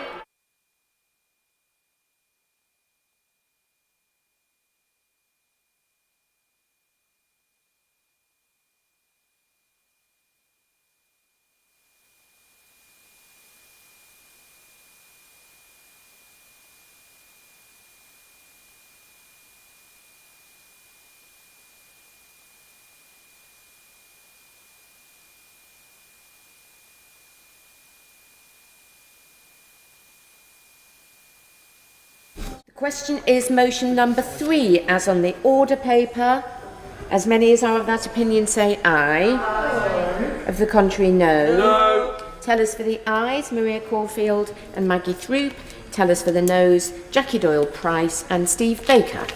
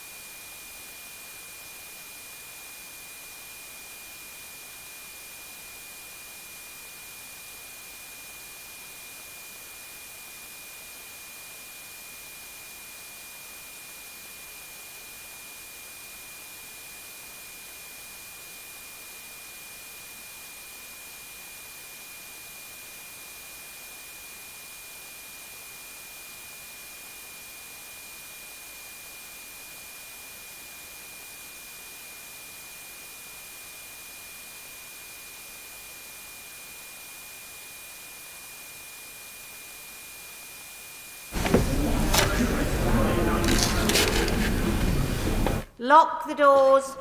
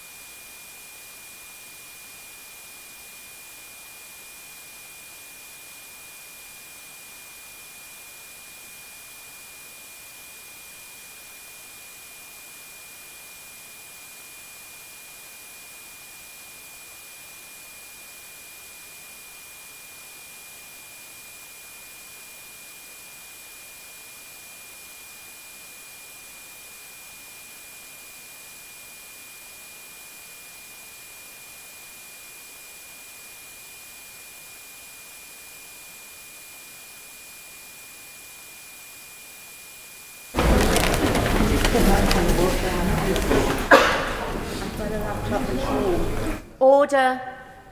Order. The ayes to the right, 588. The noes to the left, 25. The ayes to the right, 588. The noes to the left, 25. So the ayes have it, the ayes have it. Unlock. We now come to motion number 4 on constitutional law. Minister to move. I beg to move. The question is as on the order paper. As many as are of that opinion say aye. Aye. The contrary no. I think the ayes have it, the ayes have it. I beg to move that this House do now adjourn. The question is that this House do now adjourn. Giles Watling. Thank you, Madam Deputy Speaker. It's a great pleasure to speak on this important issue once again. Colleagues may remember that I introduced a private member's bill to regulate the use of sonic anti-loitering devices in 2018. In my view, unregulated, these things can be a menace. They are discriminatory, painful to some, and can cause suffering to children, babies, and animals. I find it amazing that some in civilized Britain even consider them to be a useful adjunct to policing. That is the stuff of totalitarian regimes. We police by consent, not by fear and pain. I won't simply regurgitate my earlier speech now, but I'd like to remind the House of some key points. Sonic anti-loitering devices, also known as mosquitoes or teenager repellents, target young people with a pulsing sound. My daughters tell me it's like a prolonged beep, akin to tinnitus, and some devices emit ultrasound specifically to achieve this effect. There are no firm figures for how many of these devices there are nationally, although manufacturers claim to have sold thousands.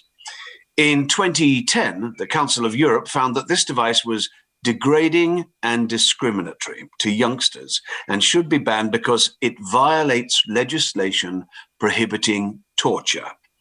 Academics also contest that these devices contravene several pieces of UK legislation regarding antisocial behaviour and discrimination.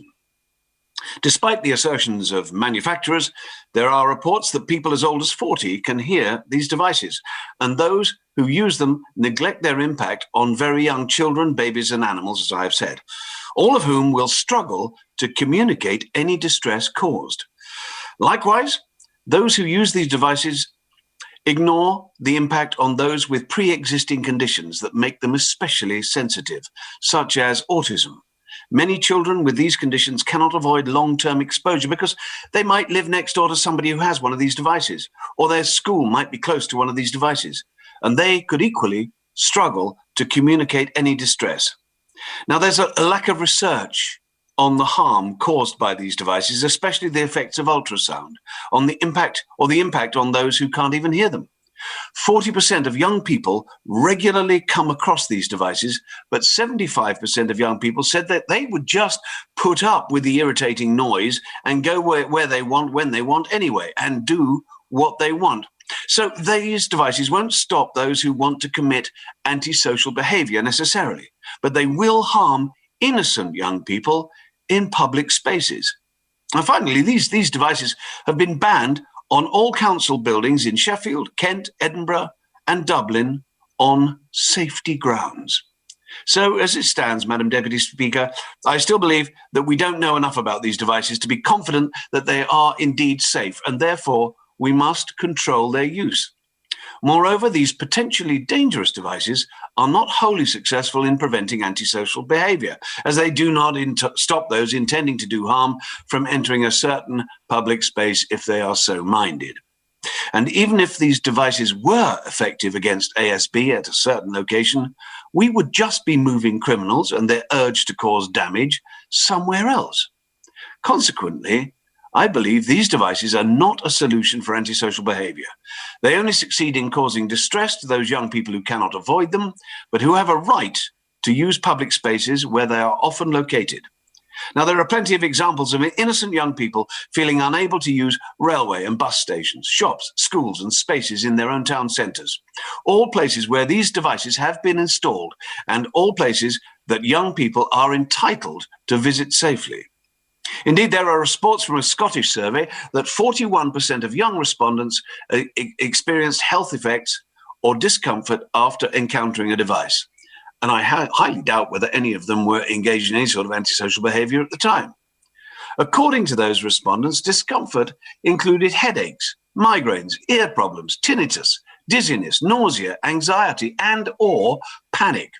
And we've not even touched on the potential effect on wildlife and animal habitats. Both can be equally affected by these devices. However, despite my clear opposition to these devices, I'm not seeking an outright ban, as there are circumstances, and I understand there are, where these devices could legitimately be used, such as warehouses, business premises, railway lines, industrial estates, and electricity pylons, for instance, places where nobody should be in the first place. Also, there's a strong case for using them to deter animals around food stores and such. If the owners of such locations wish to use these devices, they should be able to do so, but they must be used responsibly with proper oversight.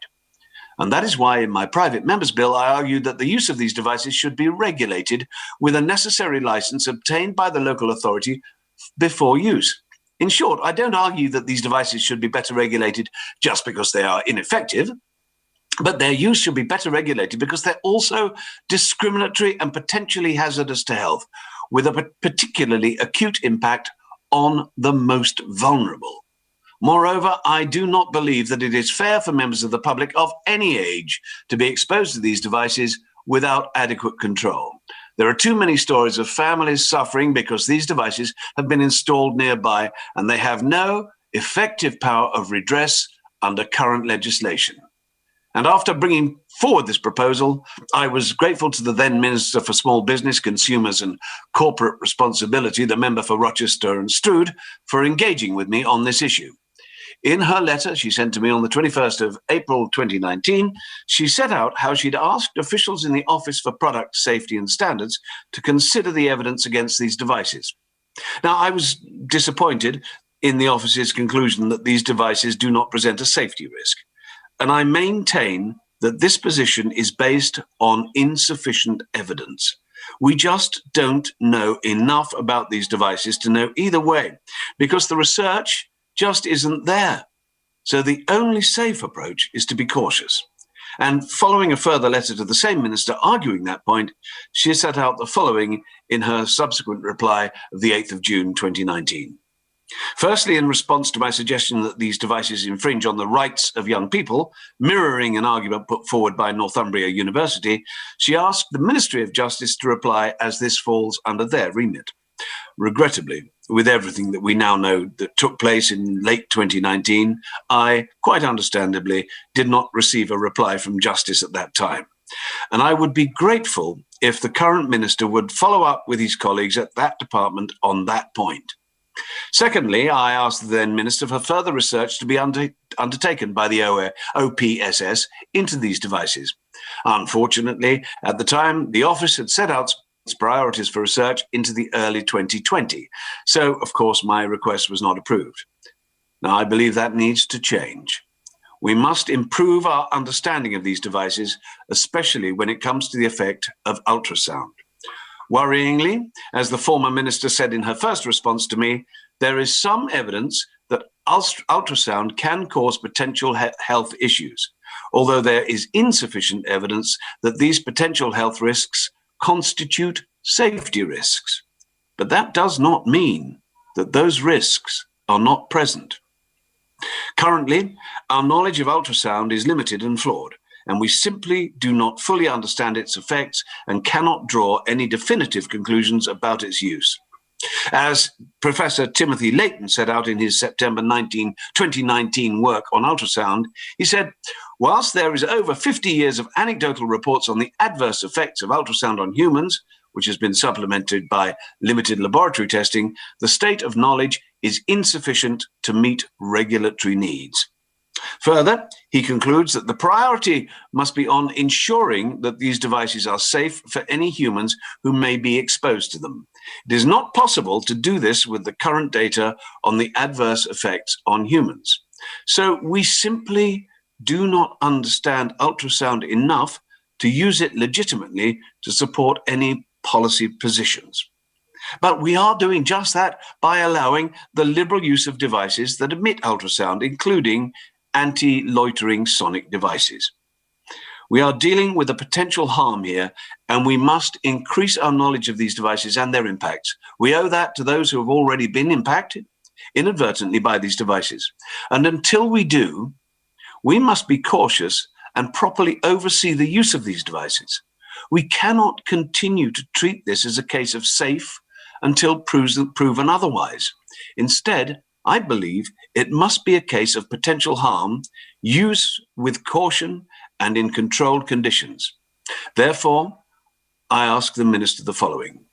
I understand from previous correspondence that if further data or research emerges about the safety impact of such devices, then the OPSS will review their assessment. I would argue that such further research has emerged, some of which I've mentioned, and we need the OPSS to commission further work to increase our understanding of the long-term impact of ultrasound and the impact of exposure to these devices. I hope the current minister will consider taking that work forward, and I would welcome a meeting with him, perhaps with the representative of the OPSS, to discuss this further.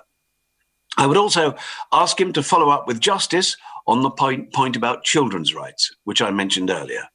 I will write to him to set out these requests further. But for now, I thank him in advance for listening today and welcome any comments on these devices that he may have to share with us. Thank you. Minister Paul Scully. Thank you, Madam Deputy Speaker, and I'd like to congratulate the Honourable Member for Clacton for securing today's important debate. Can I assure him that although this House did not need an anti-loitering device to empty this evening, that was in no way a reflection of his excellent speech when he outlined the points of his concerns about this important issue. As Consumer Minister, the safety of these products fall under my ministerial portfolio, and the safety of the public is a key priority for this government.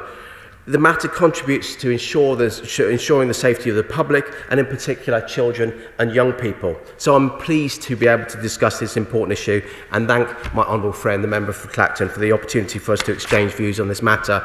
And indeed, I am aware that the honourable gentleman has had an exchange of letters with my predecessor on this subject, and as he has outlined, has a long history in discussing and raising these concerns. Many of the issues raised here today go beyond the issue of safety and fall within the remit of ministerial colleagues in other departments, and I'll ensure that my officials draw the Hansard of this debate to the attention of relevant counterparts and continue to join up on this issue. And I'm more than happy to meet my honourable friend to discuss these issues further as he's requested to do so. But I think it would be useful. I'll happily give way. First of all, can I congratulate the Honourable Gentleman for Clacton for bringing this forward. It's an excellent issue. But on the subject of safety of the general public, and knowing, as the Minister knows and I know and others know, the effect of autism and the numbers of children with autism there's across the whole of the United Kingdom of Great Britain and Northern Ireland, both as children and as adults. Does the Minister agree that the first thing in safety of the general public, that children with autism and adults with autism must be taken on board as a priority? Clearly it's important. I thank the honourable gentleman for that intervention, and wise as always, and it's important that we protect all children, but especially vulnerable children, clearly, and he raises an interesting point, and I'll talk a little bit more about safety in a second. But I just want to think it might be useful if I set out the context of the regulatory and enforcement regime with which products such as anti-loitering devices must comply.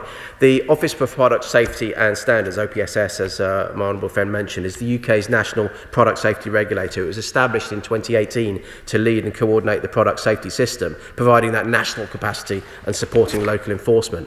And it plays a key role in protecting consumers from unsafe products and providing an environment enabling businesses to thrive. It works closely with a wide range of market surveillance authorities, including the Local Authority Trading Standards in Great Britain and Environmental Health in Northern Ireland, who have responsibility for enforcing product safety and compliance in the UK.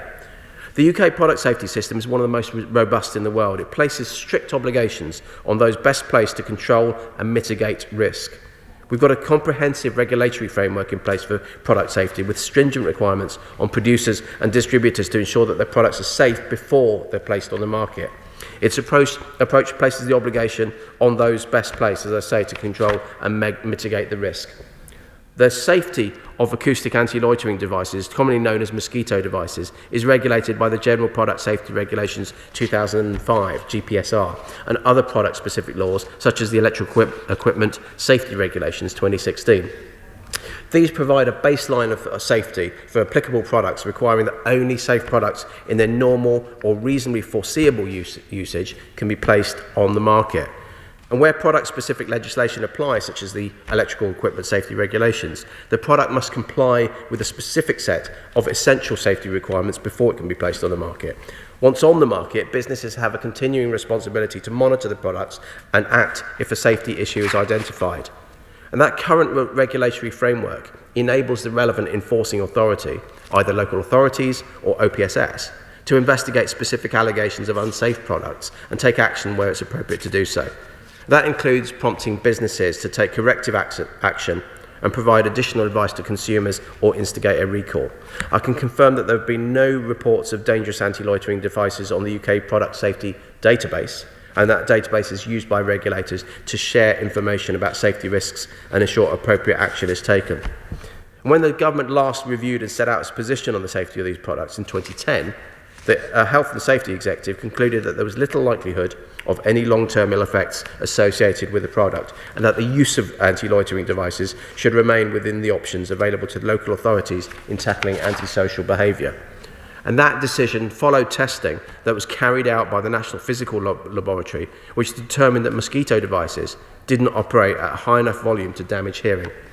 But we continue to monitor reports of safety in relation to all products, and if, as my predecessor had said, there is further evidence or data on the use and impact of anti-loitering devices, clearly we will review it. GPSR already provides protection for consumers from unsafe products. Where specific products are found to be unsafe, they can be removed from the market.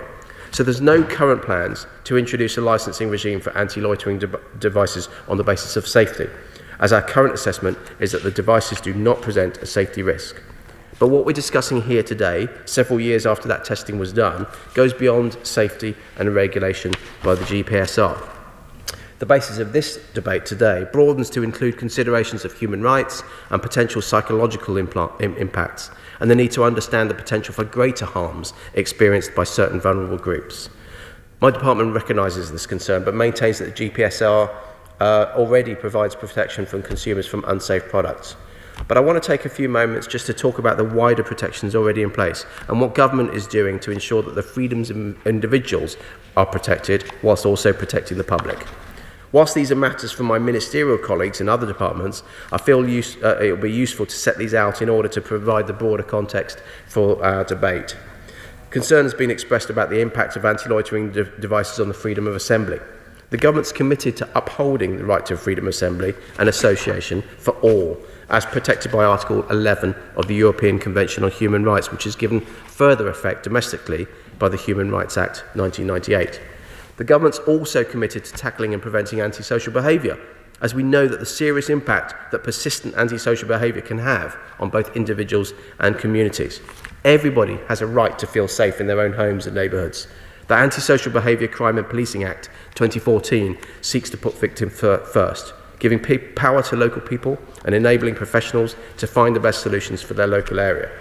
To do this, local enforcement agencies have a range of tools and powers that they can use to respond quickly and effectively to antisocial behaviour through the Antisocial Behaviour Crime and Policing Act 2014, the 2014 Act. So it's up to local areas to decide how best to deploy these powers, depending on the specific circumstances. And that's because they're best placed to understand what's driving the behaviour in question, the impact that it's having, and to determine the most appropriate response. The Home Office issued statutory guidance, which was updated in January 2021 for the 2014 Act, to support agencies to make appropriate and proportionate use of the powers when they target specific problems in a public setting, depending on the circumstances. In a similar vein, where these devices may be misused and create a noise nuisance for members of the public, there are statutory protections in place to deal with noise nuisance. The potential impact of anti-loitering devices on children's rights is one that has been discussed. The UK government regularly reports to the UN Committee on the work we've been doing across the UK to implement the United Nations Convention on the Rights of the Child and to promote children's rights. The UN Committee published a list of issues for the UK to report against early next year. One of these issues relates to anti-loitering mosquito devices and the measures taken to guarantee children's right to freedom of movement and peaceful assembly. The UK government response will involve the input of a number of government departments and devolved administrations, including the Crown dependencies and British Overseas Territories, and children's rights stakeholders to record progress. I'll ensure that my honourable friend receives a copy of that response when it's issued. Again, just in conclusion, I'd like to thank my honourable friend for bringing this topic for debate today. It's really important that government continues to keep the issues such as these with such wide-ranging interests and potential impacts under close review. And I thank my honourable friend for his time in bringing this and his dogged work in raising these concerns across government. I'd like to reassure him and Honourable Gentleman for Strangford, who's here today, and others, that the government will always take steps as appropriate to ensure safety and protect the public. Thank you, Madam Deputy Speaker. The question is that this House do now adjourn. As many as are of that opinion say aye. Aye. The ayes have it. Order, order.